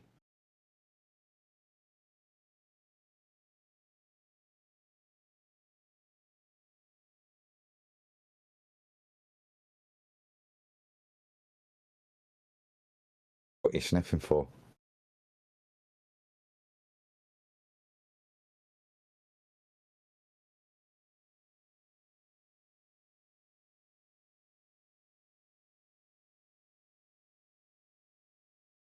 You're on mute, QE. I know, because I'm eating cantaloupe. So, nice. Let's see if this evolution that they speak of has anything to do with science.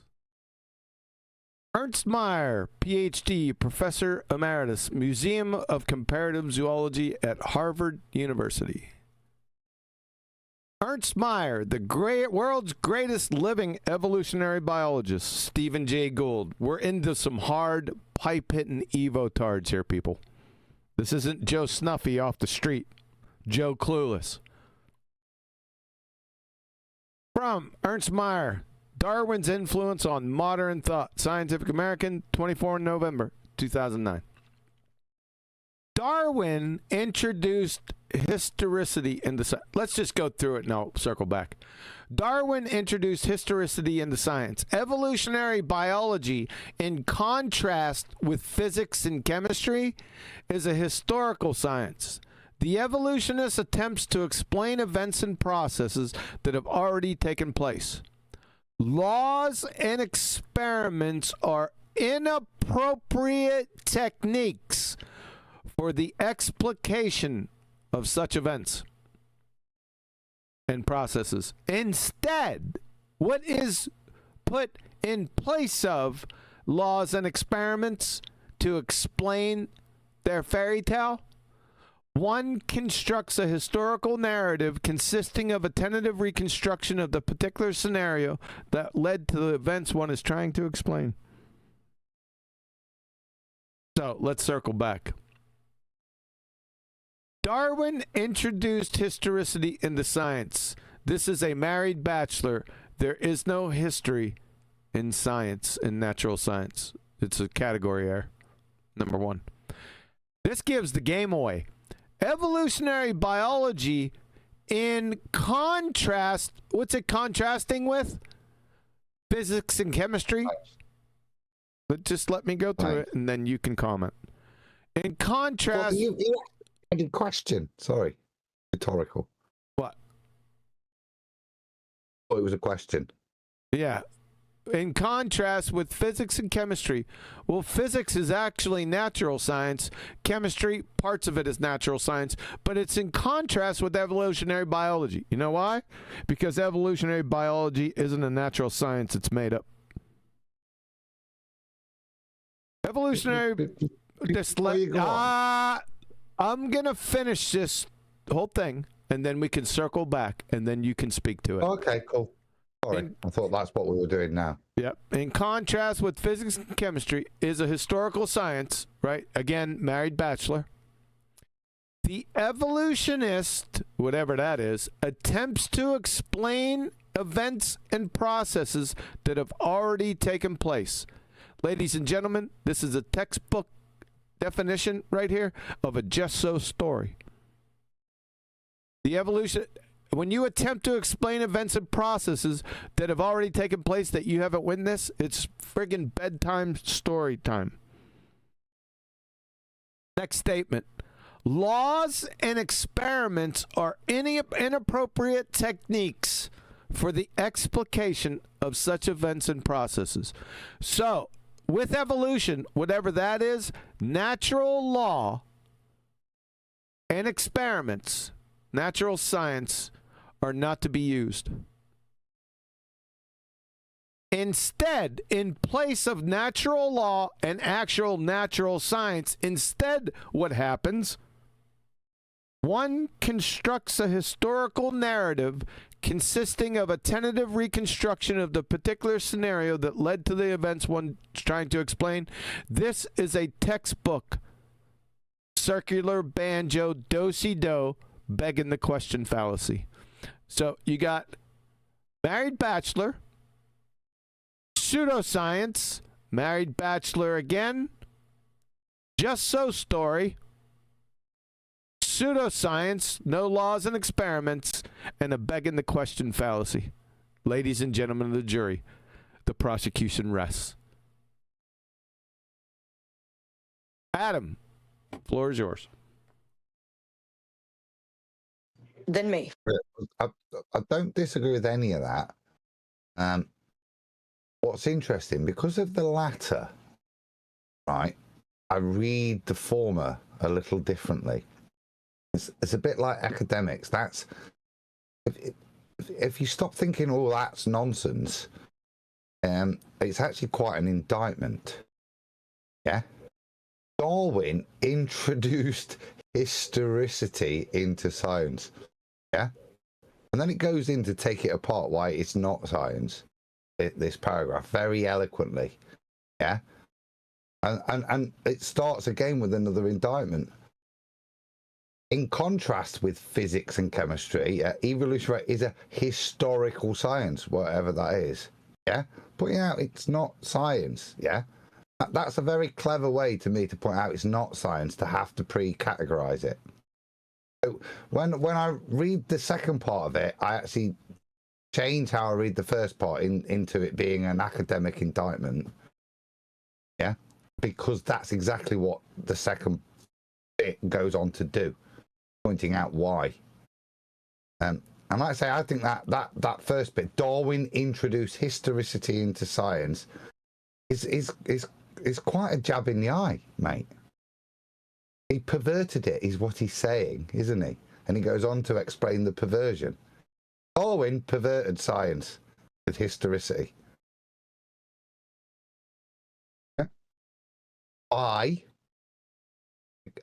introducing a construct of a historical narrative consisting of tentative reconstruction of a particular scenario that led to the events one is trying to explain.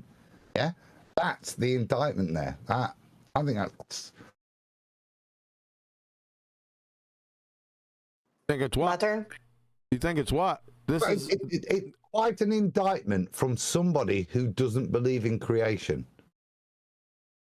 Begging the question fallacy. It's a logical fallacy, this whole thing. It's still attacking his own side. Yep. Now, I think he's being truthful. He just laid it down. Okay. He just laid all of it down right for you here. He's just telling you how it is. So I respect him for doing this. Okay, when I say attacking his side, I mean attacking the fundies. So the guy that's presented the video tonight. This isn't a problem for other academics. This truth, it's what they know, right? What it is a problem for the fundies that believe in evolution, that haven't only even bothered to read half the book to get to this man's level, yeah, where his knowledge elucidates that you can't make these stupid things, and they are bedtime stories, or in this case, outlining more succinctly what you're doing, constructing a historical narrative consisting of tentative reconstruction of a particular scenario that led to the events one is trying to explain. Yeah, circular do-si-do.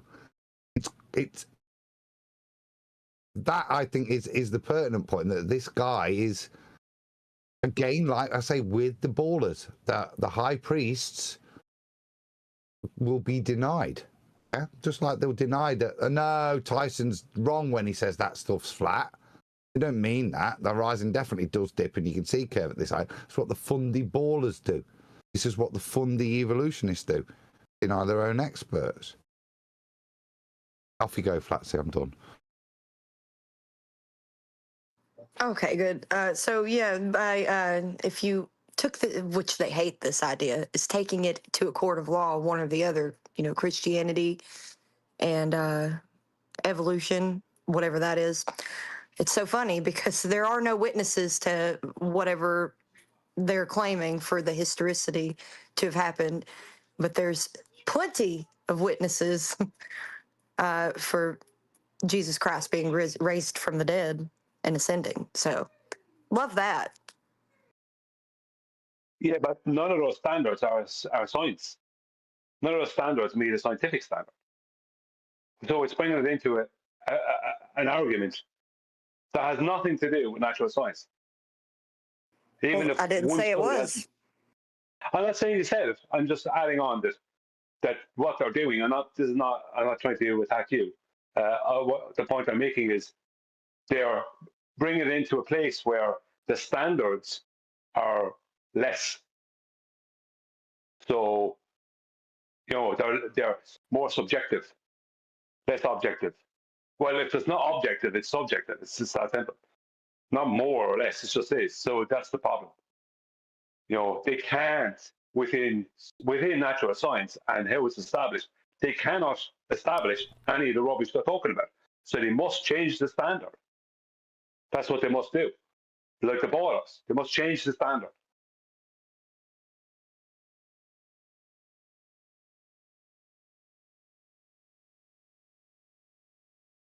Man, that was perfect timing. I snuffed that cantaloupe down. Good job, guys. The sweetest cantaloupe of the year, by the way. That was a cantaloupe. I got a whole friggin' half-gallon bag full, just to let you know. So, this train wreck of a disaster of a dumpster fire rolling down the mountain. Hey, Evo-tards. Ernst Mayr just told you this is all pseudoscience made up horseshit. What do you got to say about that? I'd like to hear it. Oh boy. The tangle webs you weave. I'm here to tell you. I'm here to show you. What do you got to say about this? Why don't you come on the show? Tell us how the world's greatest living evolutionary biologist from Harvard doesn't know what he's talking about.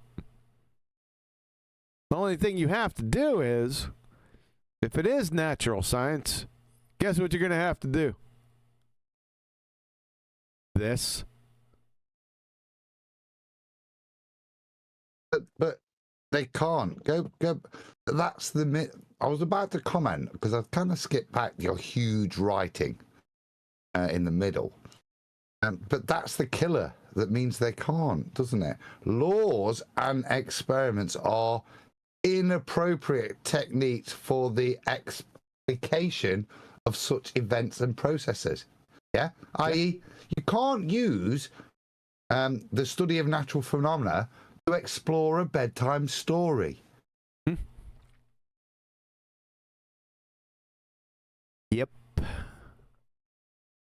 I've been told at university they wouldn't dare bring up evolution. Not in biochemistry, they wouldn't dare. They get their fucking asses laughed out off of campus, by the way. But I've been told by evotards ever since about 2005 that the evolution is the greatest, most powerful scientific theory that's ever been compiled. How can that be when laws and natural laws and experiments are inappropriate techniques for the explication of evolution, whatever that is? How can these two exist at the same time and not violate the law of non-contradiction? Can't. It's just everybody seems to be idiots. The greatest scientific theory in the history of science, evolution. Really? I guess the next question is, what's a scientific theory? That would be my next question to your dumbasses. And then what you founder. How many times have we done that through the years with the balltards? They're clueless. But I'm pointing my spear or my arrow, the 12 new ones that I got just yesterday, by the way, right at you. This is it right here. I can stop. All I have to do is post this. Just sit here and watch you vaporize. So come on the show. We'll wait for you. I'll keep it up. The join link is in the description. I want the best of the best. Go get Gutsick Gibbon or that dumbass Dan from Creation Myths. Tell him come on here. Let's see. We also need the authors of the book to address this, because this is what I almost gave them praise for at the beginning of addressing it, when they pointed out that this isn't applicable, this methodology isn't applicable to the study of what evolution, whatever that is, as this citation does. So you guys need to be here because you didn't underline this point. You started out with it and then watered it down, and as QE indicts you, then enabled the proposition that somehow laws and experiments are appropriate techniques to explore this bedtime story.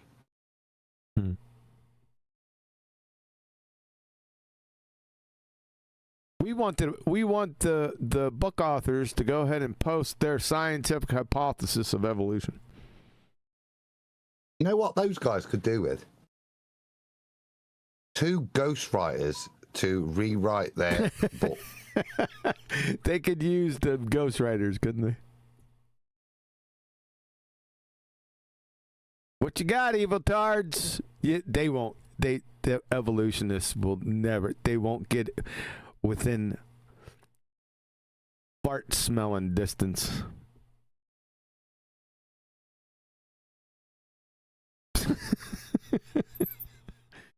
They'll whistle past the graveyard. The poor bastards that run into me all those years back in the day.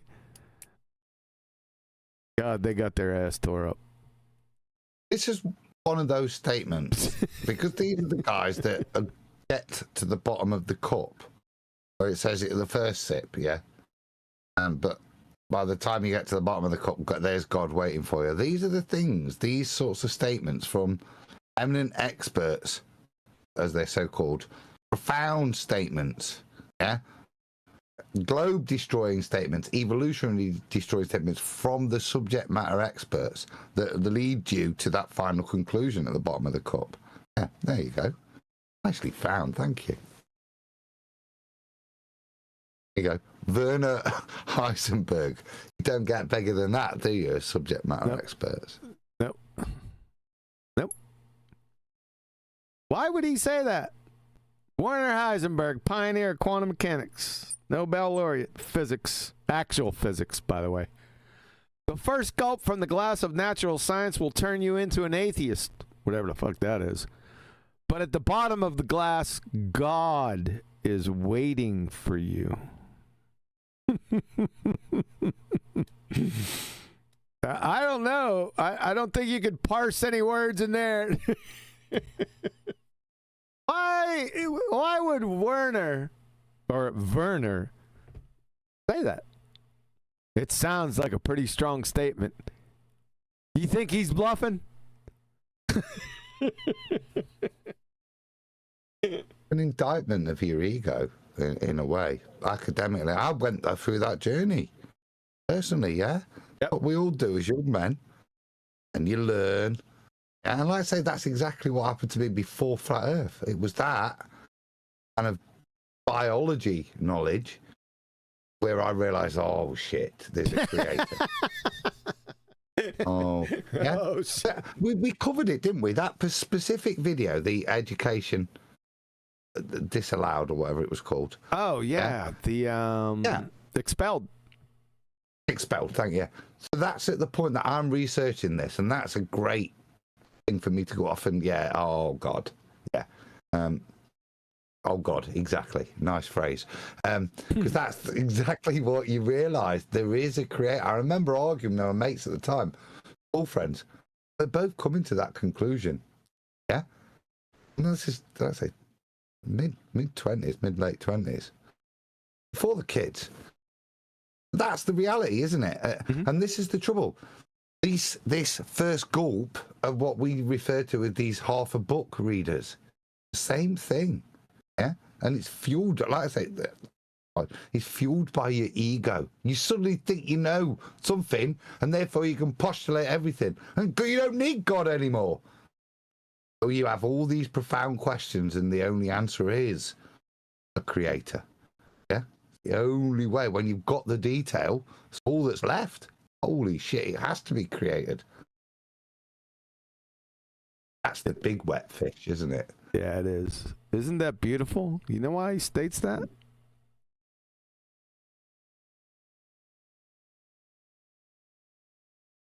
Remember, you guys need SuperGlobeTerminator.com.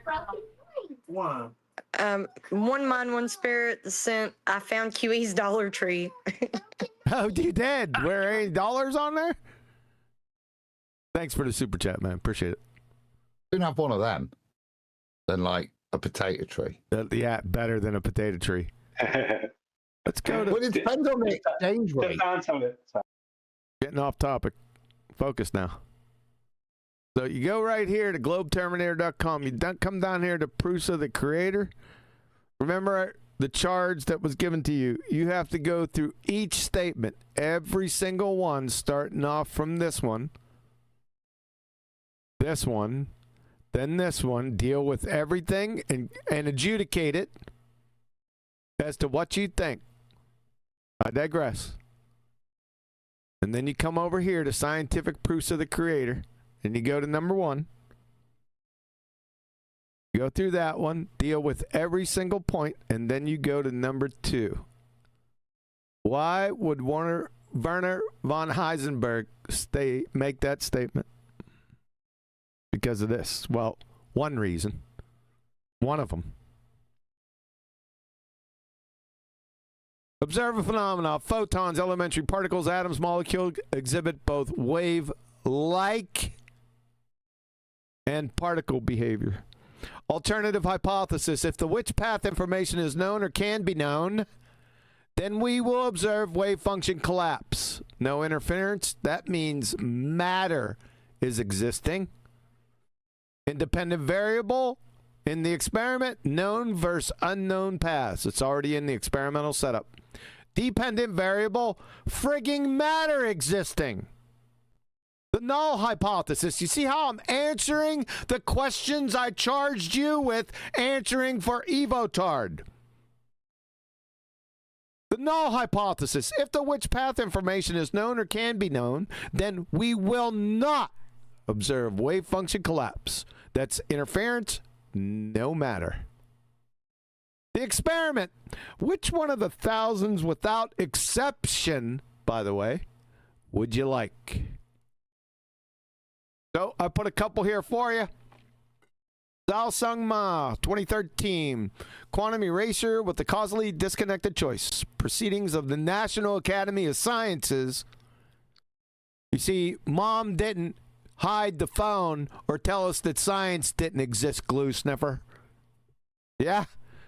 I'm hitting you with some hardball. From the NCBI database, the presence of path information anywhere in the universe is sufficient to prohibit any possibility of interference. It is irrelevant whether a future observer might decide to acquire it. The mere possibility is enough. Of course, you don't know what that means because you're a moron. I'll explain it to you. Therefore, the lack of which path information, that's information. See this word? See, this is a big friggin' word. This is a big problem. That word, that's why I colored them differently. Information, information, information. The lack of which path information anywhere in the universe is sufficient enough to prohibit any possibility of wave function collapse. That means no formation of matter.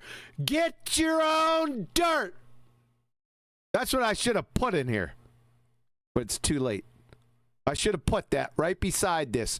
Get your own fucking dirt. That's why Werner von Heisenberg is stating this. God is at the bottom of the glass. Because that's where it is, right there. And you can go to Delayed Choice Quantum Eraser, my namesake. Physical Review Letters. Pages 1 through 5. The authors show not only that knowledge of the which path information solely collapses the wave function, but can accurately predict future actions of wave-like and particle behavior after the signal photon has registered and before its twin idler has arrived. That is, quantum mechanical phenomena transcend time and space. That's why Einstein had a burr up his ass with quantum mechanics. Why? Because it destroyed his fairy tale pseudoscience theories. You can also see Walborn and Scarcelli. There's another 1,000 of those. In conclusion, this experiment unequivocally validates. You can also go on my channel and watch a complete exposition on this experiment. But I digress. A, knowledge knowing the which path information alone causes wave function collapse. That's matter existing. B, decoherence, that's the physical interaction with measuring devices, does not cause wave function collapse. And C, quantum mechanical phenomena transcend time and space, i.e. space-time has no meaning. Space-time is just moronic anyway. Has no meaning in quantum mechanics. None. Quantum mechanics, that's physics. When we say physics, that's what that means. Quantum mechanics. Like I said, special note, C pummels the mytho-mathematical philosopher with a calculator, Einstein, into the incoherent oblivion. C does, all by itself. Ergo, matter, our reality, doesn't exist without first a knower, that is the existence of which path information. That is, matter is derivative, the consequent. Consciousness, knowledge is primary, necessary antecedent. You gotta love those necessary antecedent consequence. They show up everywhere. We could go on and on about the quantum Randy challenge. Yeah. Well, let's do. That is an addition to what I like DNA.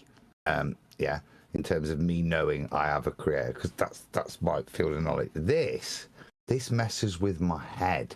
But this is what confirms that I'm loved, right, by the creator. Because look, it's not the creator knows the which path. It's not relevant to the creator. It's to do with us knowing it, that existing for us, for that collapse to occur. That's the thing, that we're relevant. Our knowledge is relevant to the formation of reality in quantum mechanics. That's like, I hate quantum mechanics. It messes with my melon, yeah, because it is profound once you realise that the world It's the tree in the woods, in it. Yeah. It's prop. Yeah. But to me, okay, we can show that there has to be a Noah. For me, I know, however many things are on a ZX Spectrum, I know Sir Clive Sinclair had to exist, just like the creator of the Commodore 64 existed. The guy that set it all up, and the different encoding that has to happen for an octopus on the Spectrum or an octopus on a Commodore 64. The way in which the creator sets up that works within DNA, and how that information, the word you alluded to earlier there, that was the convincer for me. I said, this just like makes me go, wow, and look at the majesty of creation, this stuff. Well, that's okay. We got a menu for everyone. We could just go to number 1. Yeah, for the simple tards, for the biology, for the chemists. And the Okay, let's do it. Since we're here, I ain't got anything better to do. My number 1 proof, scientific proofs of the creator. Bear in mind, these are not belief propositions.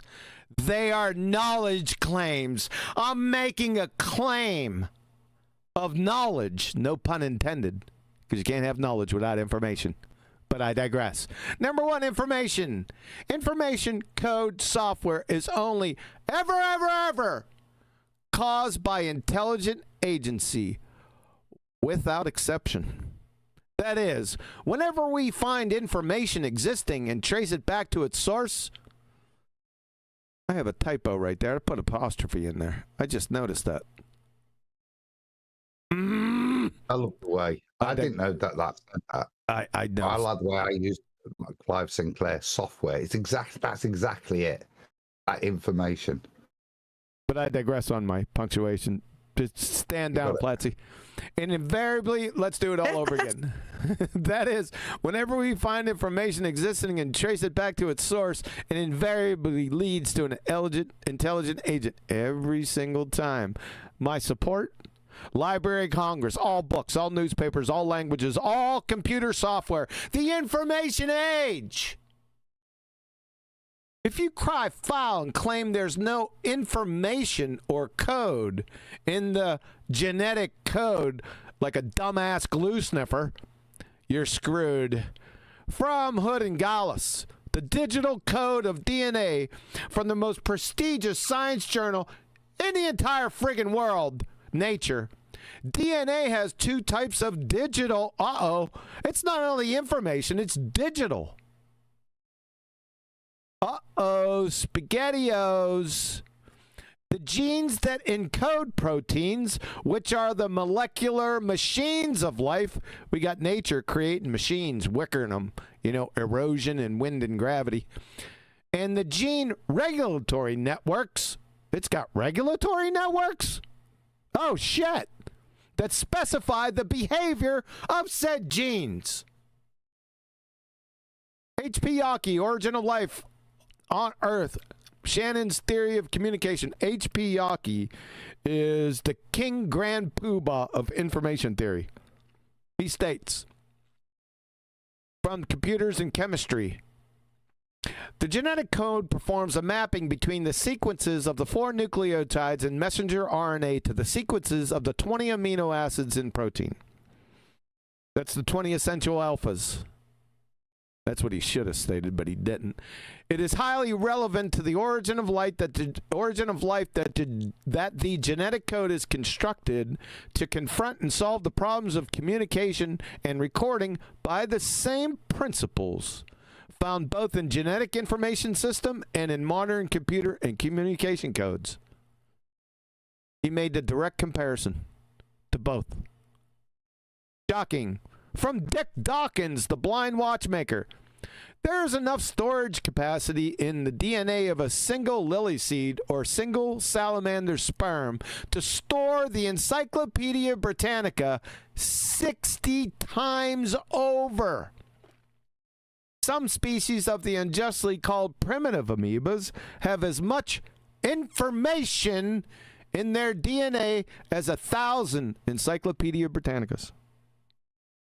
Dick Dawkins, the blind watchmaker moron. I have roughly 1.8 million more in support if needed. So, my position. I take the null hypothesis. Nature or natural phenomena causation cannot create algorithmic cybernetic coding and decoding schemes. That's information. In fact, it's DNA transcription and translation. That's what they call it. Your position, you glue sniffer, evo-tard atheists, whatever they are, this is yours. Nature or natural phenomena causation must, for your position, must create algorithmic cybernetic coding and decoding schemes. Information. DNA, transcription, and translation. So essentially, you must show ink, paper, and glue molecules authoring technical instruction manuals and blueprints. If you don't get the metaphor, the ink, paper, and glue molecules are ribose, nucleobases, and activated phosphates. This is an important one right here. We won't get into that. The technical instruction manual or blueprint is DNA. That's the metaphor. If not, the null hypothesis, the default stands. That is, if you can't show this by experiment, and it's a belly laugher, therefore a creator. You're finished. Code contains information such as a book, Morse code, DNA, instructions, etc. Information is only created by authors, intelligent agents. DNA is a code, therefore DNA has an author. Creator.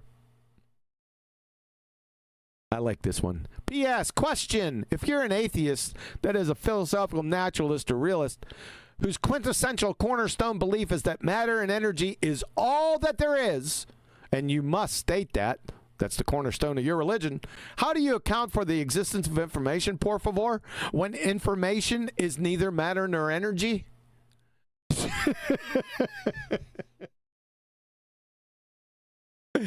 I'll say it for you. You ready? Kaboom! You're all dead right there. I didn't even have to state anything else. I could just put this on the page and that'd be it. Funny how information is the key in genetics and also in quantum mechanics. Funny how that is. Same thing. Information. It's all based on information. Information. Information. Information. Yeah? That's the different knowledge, but it's the same convincer, isn't it, for you and me? Yep. Information is what is the final sip at the bottom of the cup. That reality. Yeah. So, might as well go over the rest of it. Well, I'm not going to deal with Quantum Randy Challenge. It's a sidebar. Super chat. Super Quantum Randy Challenge. Thought this would be a good time since you're about to finish up. Sasha sent, can you imagine that all human organs has function? Yeah, can you imagine that? I like to evolve the odd one now and again in case there's something I might want it to do that I've not thought about. Laws of thermodynamics. First law of thermodynamics. The total amount of matter and energy in the universe is constant. What do you want? On that, there was just one thing that you started out with that thing, which is also, I think, profound. You mentioned a feedback mechanism. That's a killer to me. The feedback? Yeah. I evolved that as well. Yeah. Just in case what I randomly evolved went wrong, thought I'd make sure I'd got a set of information that could moderate what it was doing with extra information. It happened it happened with erosion and wind. Yeah. The laws of thermodynamics kill you. Why are you continually interrupting me? Because Sasha's back. And therefore we get a bit more bugger. Bugger!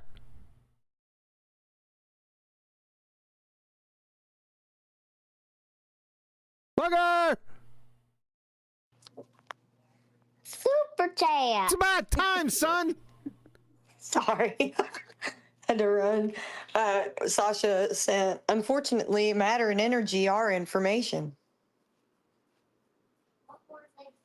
No, they're not. Laws of thermodynamics. First law of thermodynamics states the total amount of matter and energy in the universe is constant. Listen closely. There's a reason why I put this in here. Especially this part right here. What this is saying, what the first law is actually stating, is that nature or natural law cannot create or destroy matter and energy. Nature, natural law, can't do it. If nature can't do it, where'd it come from? Where'd this come from? Get it? I can stop right there, but where's the fun in that? The second law of thermodynamics, the amount of energy available for work is running out. The universe is moving inexorably to maximum entropy, or heat death, or the big chill of the universe. So if we take these two laws, we can sort of put them together and come with a coherent conclusion. If the total amount of matter or energy is constant, first law, and the amount of usable energy is decreasing, second law, then the universe will end. The heat death, the big chill of the universe. Ergo, it had a beginning. Creation. And not the big bang pseudoscience train wreck. So, since the first law states that nature or natural law cannot create matter or destroy matter or energy, and since the universe had a beginning, second law of thermodynamics, like I said, and since there are only two choices from the beginning of my exposition here today, nature versus intelligent design, for how of that beginning, and since matter, nature, can't pre-exist before its existence, then poof itself into existence, and before that, poof itself from nothing into pre-existence, therefore a creator. Ironclad. And my ultimate favorite. Okay. Wait. Don't go rushing off to number 4. That is proof of why you can say get your own dirt. Yeah. That too, yes. Yeah. Yep. Oh, fundamentally, yes. Yeah. The use of the laws of thermodynamics allows for the joke, get your own dirt. Shout out Betty Van Velsen. That and quantum mechanics does. Both of them do it. That's the seller for me. First, followed by the second, get your own dirt. Yes, sir. I got a question about that. Okay. So you're talking about the laws of entropy. Does that apply to the sun? Laws of entropy, second law of thermodynamics. Yes. Applies to everything. So the sun is also increasing in entropy? Well, the sun in the heliocentric ball-tard spinning space monkey religion is a direct violation of the second law.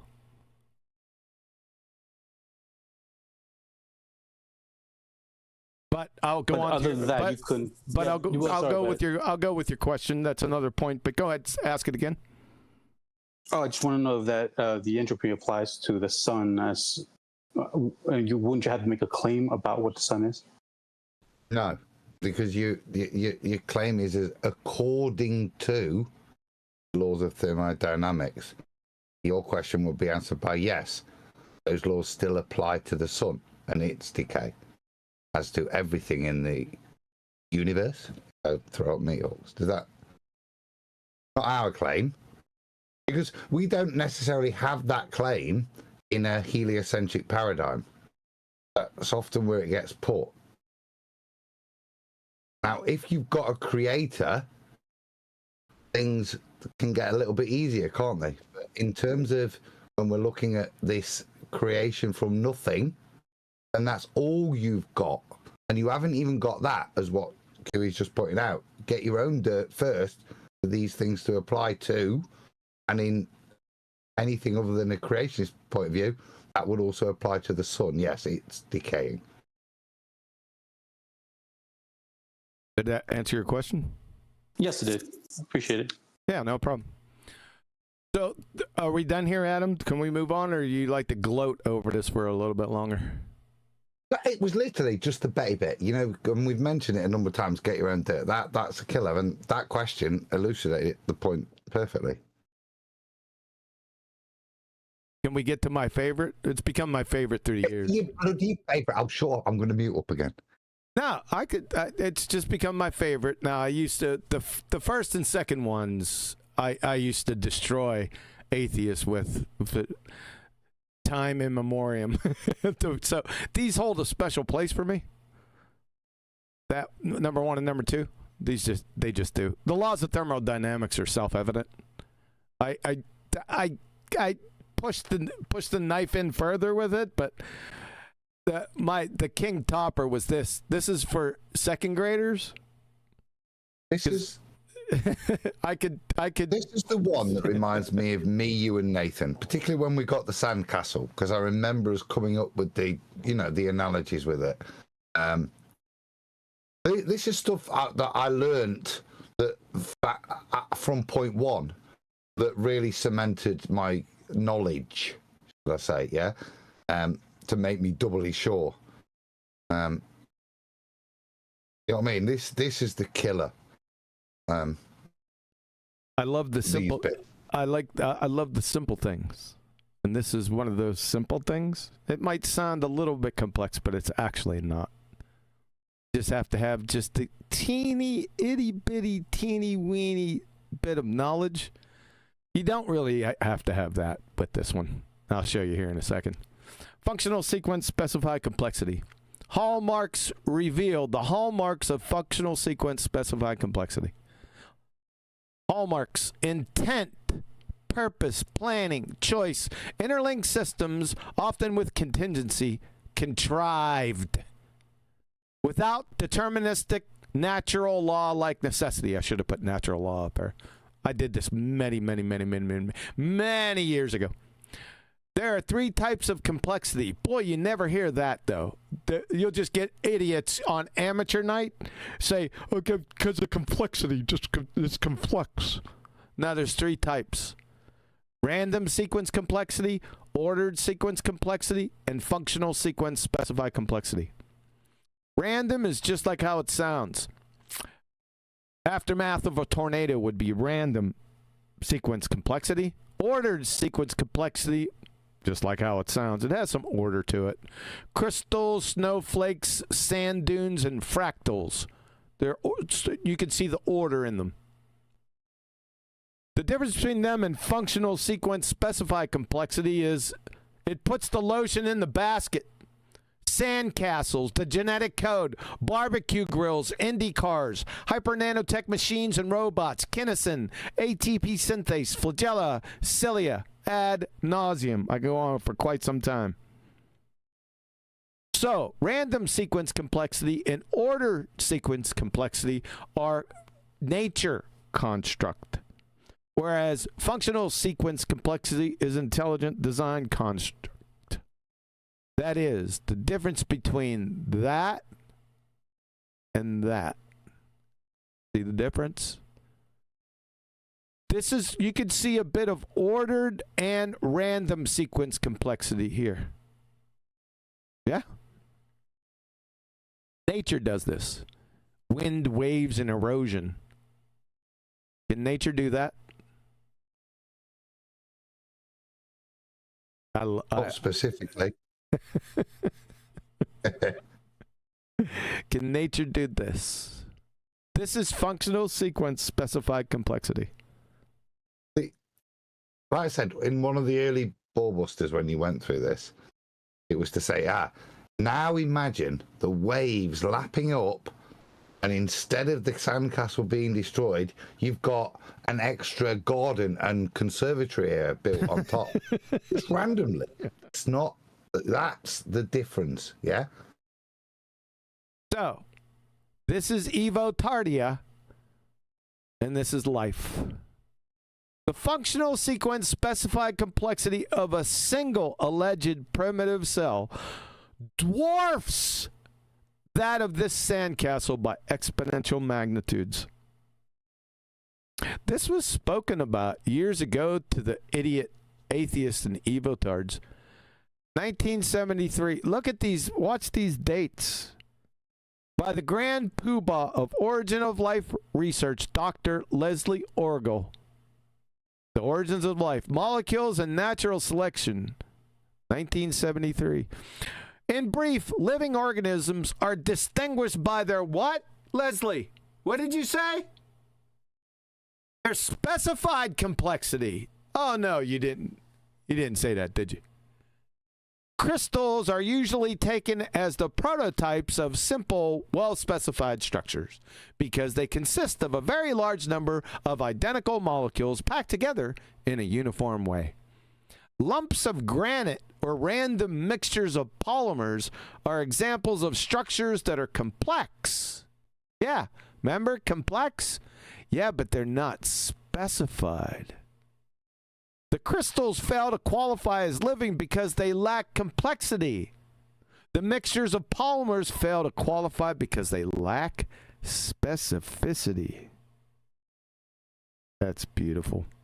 Back to H.P. Yawkey again.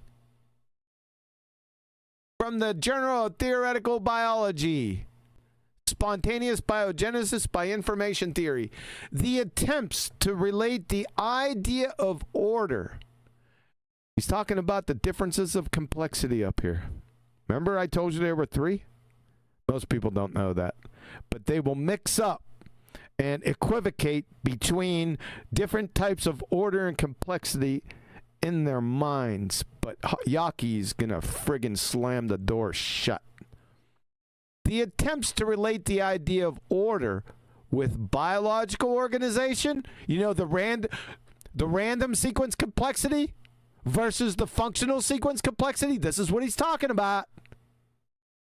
The attempts to relate the idea of order with biological organization or specificity must be regarded as a play on words that cannot stand careful scrutiny. It cannot stand careful scrutiny. It can't withstand retard level scrutiny. Pause. Right, just highlight that statement again, because this is when I say, look at the words of an academic. They will not speak like QE and go, this is absolute retardia, these spinning space monkey retards. They won't say that. But what they will say is that. Listen to the indictment in it. That's when you... That's an academic, like, being really aggressive to me. Yeah. Yeah. The attempts to relate the idea of order with biological organization or specificity must be regarded as a play on words that cannot stand careful scrutiny. Informational macromolecules. Yeah? Informational? Where'd you get that, atheist? Informational macromolecules can code genetic messages and therefore can carry what? What are they carrying? Information? Hey, Yawkey, where's that? Where are they carrying it? On their back? Can you point to it? I digress.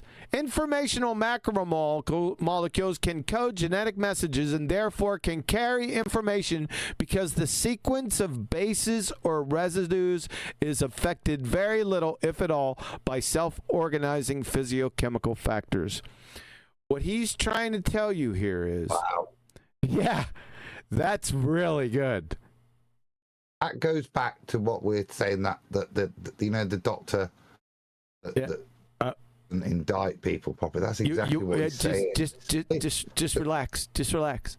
Yeah, I know. I'll shut up. Underline that point for me, please. That's brilliant. What he's stating here to you folks is that the ink, paper, and glue molecules didn't write the fucking book!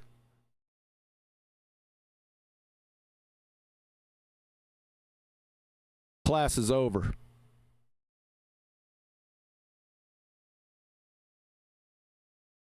Was that needed?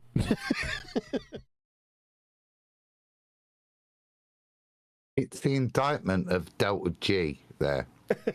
Is if at all by self-organized physiochemical factors, which is what that, like I say, the genetics say, these things can't come together. The only way you can put these together isn't via physiochemical reactions. It's via the process of life, stitching them together in a delta G energy requirement fashion. It's not energetically favorable.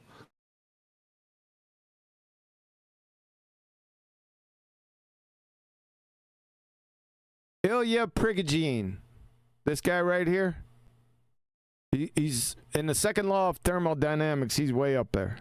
I would put him on the level of the founders of the second law of thermodynamics. That is, Kara Theodori, friggin' Lord Kelvin, Clausius. He's way up there, just to let you know. He stated in, look at these dates: 1972, 1973, 1977. What? We knew all this back then. Where's all this gone? Ilya Prigogine. The point is that in a non-isolated open system, there exists a possibility formation of, ordered? Is he going to make the same mistake? Is he going to make the same mistake with random sequence complexity and ordered sequence complexity and functional sequence complexity? Let's find out. The point is that in a non-isolated open system, there exists a possibility for formation of ordered, low entropy structures at sufficiently low temperatures. This ordering, a lot of order in here. This ordering principle is responsible for the appearance of, here we go again, ordered structures. What type are those? Random sequence complexity, ordered sequence complexity, structures such as crystals, as well as for the phenomena of phase transitions, like I identified above, snowflakes, ice crystals, etc. Get ready, here comes the punchline. Unfortunately, this principle cannot explain the formation of biological structures. What he's telling you is that no amount of random sequence complexity and ordered sequence complexity will ever give you that. Naturally. That's what Ilya just told you. Oh, this is what I just all said. Of those, I'm sorry. And I just said that too. Sorry about that. Go ahead. In all of those, when I'm talking about energetically favorable, yeah, you understand that there's only one that isn't. And it's because it's not ordered in an energetically favorable way. Crystal structures is an energetically favorable way in which they form. Hey, do you hear that, Professor Dave? Did you just hear what Adam said, who has some knowledge of chemistry and the second law of thermodynamics? You want to repeat that again, Adam?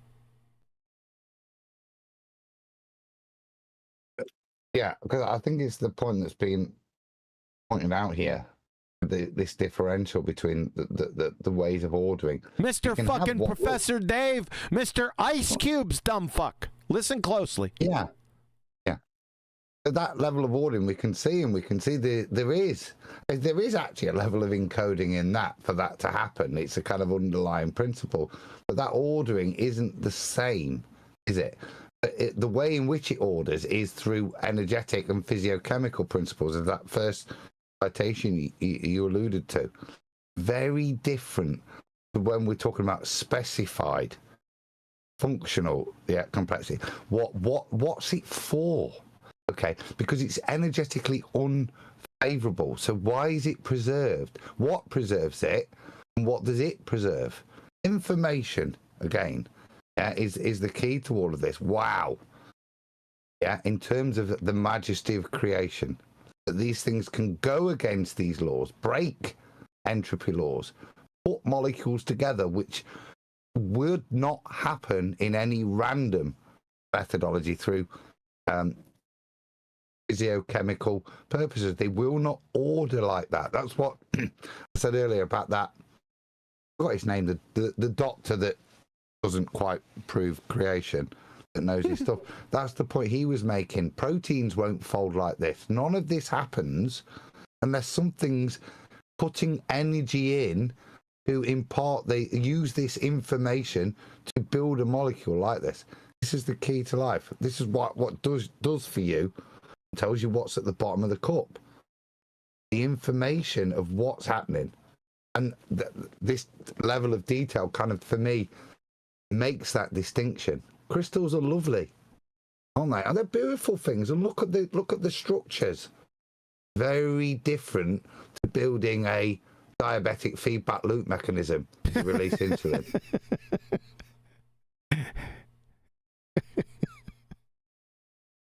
No amount of random sequence complexity or ordered sequence complexity, this stuff up here, no amount of this will ever give you that. No amount. It's a complete category error. Examples of functional sequence complexity. Cholecystokinin is a peptide hormone functional protein produced in the mucosal epithelium of the small intestine and stimulates release of digestive enzymes from the pancreas, vital for digestion and absorption. Without this, without that, that's it. You die. That's it. You got me at functional protein. Do you understand? That's the profound bit. Who's made it? But what makes it a functional protein? Who's provided the information to that for it to be functional? Where does that information sit? In the DNA molecule? I don't think so. That information is, your favourite word, supernatural, isn't it? Doesn't exist in the molecule. Doesn't exist in the shape, the bond angles. It's semiotic. The reason it's there. Go ahead. Sorry, no, go ahead. I was going to say it's semiotic. Go on. Sometimes you've just got to recognize the majesty of it. Wow. Where does that information sit? It's with the creator, doesn't it? Yep. Like, yeah, you can postulate after that, which is your like, but you're left at the bottom of the cup with all that knowledge. Where is this information held? Yep. That's the question. I like putting it to atheists and evotards. Of course, they can't even admit existence of information because it crashes their worldview. I'll plant my flag right there and I won't leave it. And utterly destroy them. Because I'm not an enabler. I kill them right out the gate. Cholecystokinin, like Adam's stuff, functional protein. Okay, let's try another one. Albumin. Another functional protein. No, both functional proteins. Is only produced by the liver. It consists of a single polypeptide chain of 508 amino acids.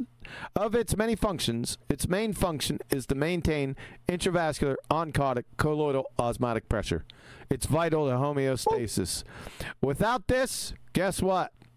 You die. Now, let me go back up to here. Cholecystokinin, they can synthetically make this. So it helps people with problems like this, but without synthetic chemistry, you die. There's actually a real shortage of that exact thing at the moment. Is there? Yeah, it's really weird. It's just complete UK depletion of that. It's called Creon. I think, yeah. But right, that's a side point. Look at all these things. If you don't have it, you die. Well, if you've got to evolve something, why would you evolve something that already existing that if you don't have it, you die? You go in. And even if that was the case, why would you evolve it in the first place? Why are you just making this shit? Yeah, because remember the order of things. Make shit randomly, cholecystokinin, albumin, then figure out what to do with it. Now, albumin, it means what? Hemostatic pressure. Before I had that, I had no hemostatic pressure to survive anyway. I'm dead. Hold up. It's a bit circular. Yeah. The point here is they are functionally specific, sequentially complex, both of these. You cannot interchange them. Albumin will not do cholecystokinin's job, and cholecystokinin cannot do albumin's job. They are specifically designed for their specific roles and specific functions. If you're having a case of a willful stupids with complexity or mindlessly parroting pseudoscience priest, call or email the SETI Institute, the Search for Extraterrestrial Intelligence, and ask them how they tell the difference between random sequence complexity and ordered sequence complexity and functional sequence specified complexity. They'll tighten your shot group right quick. idiot morons. Information, that is all of biology, all of life, the genetic code, replication, transcription, translation, all metabolic pathways, every single last one of them, all of physics, quantum mechanics, basically all of reality are the quintessential examples of functional sequence specified complexity. Therefore, a creator. The largest escrow closing in the history of the universe is at the door. What's your choice? Choose wisely.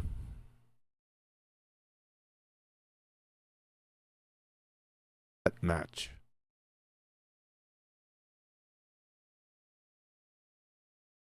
Well, let's do some credence.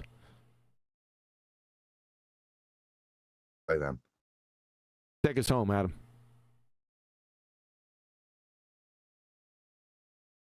Oh, if we are at that point, well, you've caught me by surprise, but I'm happy to say that. I did. What kind of short stream CrossFit is this? Shut up, Neil. Your poor panel. It's only quarter to 10. What are you on about? Time to go. Time to go. If it's time to go, it's time to go. Time to go. Well, that's the case then. Thank you all. Thanks to the panel. Thanks to the listeners. Thanks to the super chatters. Thanks to Bugger. Most importantly. I enjoy these things. I get a bit bored of telling people why the Earth's flat. This hopefully, irrespective, even if you're still daft enough to think it's a ball, wake up and realise you've got a creator. Have a look. My page is there. GlobeTerminator.com. Go. Find out. And someday, once you've figured out that you are loved and created, you might then move on to the next reality of proof that the Earth that was created is flat, created for you. On that, God bless. Good night.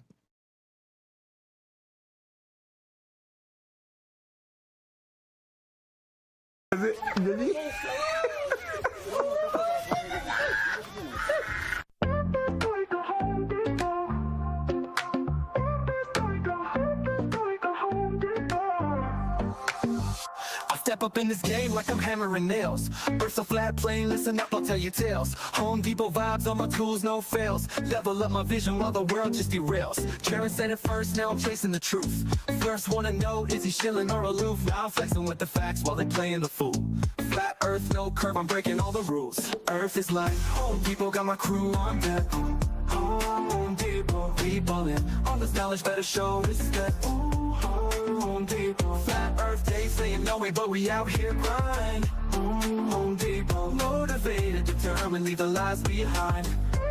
Like a Home Depot. Rolling deep through Antarctica, you know what's up. Snowflakes in the air, yeah, we sipping from the cup. Well, Duffy said, trust me, I came out of the blue. Started from the hustle, now I'm building my crew. Wait, I'm stacking up truth like I'm lumber from the store. Got the blueprint, baby, I'm ready for war. See the horizon straight, no dip in my sight. Thug life on the flat, bringing knowledge to the fight. With this line, Home Depot, got my crew on deck. Home Depot, we ballin'. All this knowledge better show respect. Home Depot, flat Earth day saying no way, but we out here grind. Home Depot, motivated, determined, leave the lies behind. So I'm here to break walls, I'm kicking down doors, hash street life, I'm hustling, what's mine is ours. A whole new vision, we gon' stack and we gon' rise. With my crew by my side, we defy all the lies. Earth is like Home Depot, got my crew on deck. Home Depot, we ballin'. All this knowledge better show respect. Home Depot, flat Earth day saying no way, but we out here grind. Home Depot, motivated, determined, leave the lies behind. So remember this hustle, keep your eyes on the prize. Earth is flat like a board, like the ones on a 5. We'll build this place together, ain't no mountain too high. Home Depot mindset, we gon' reach for the sky, yeah.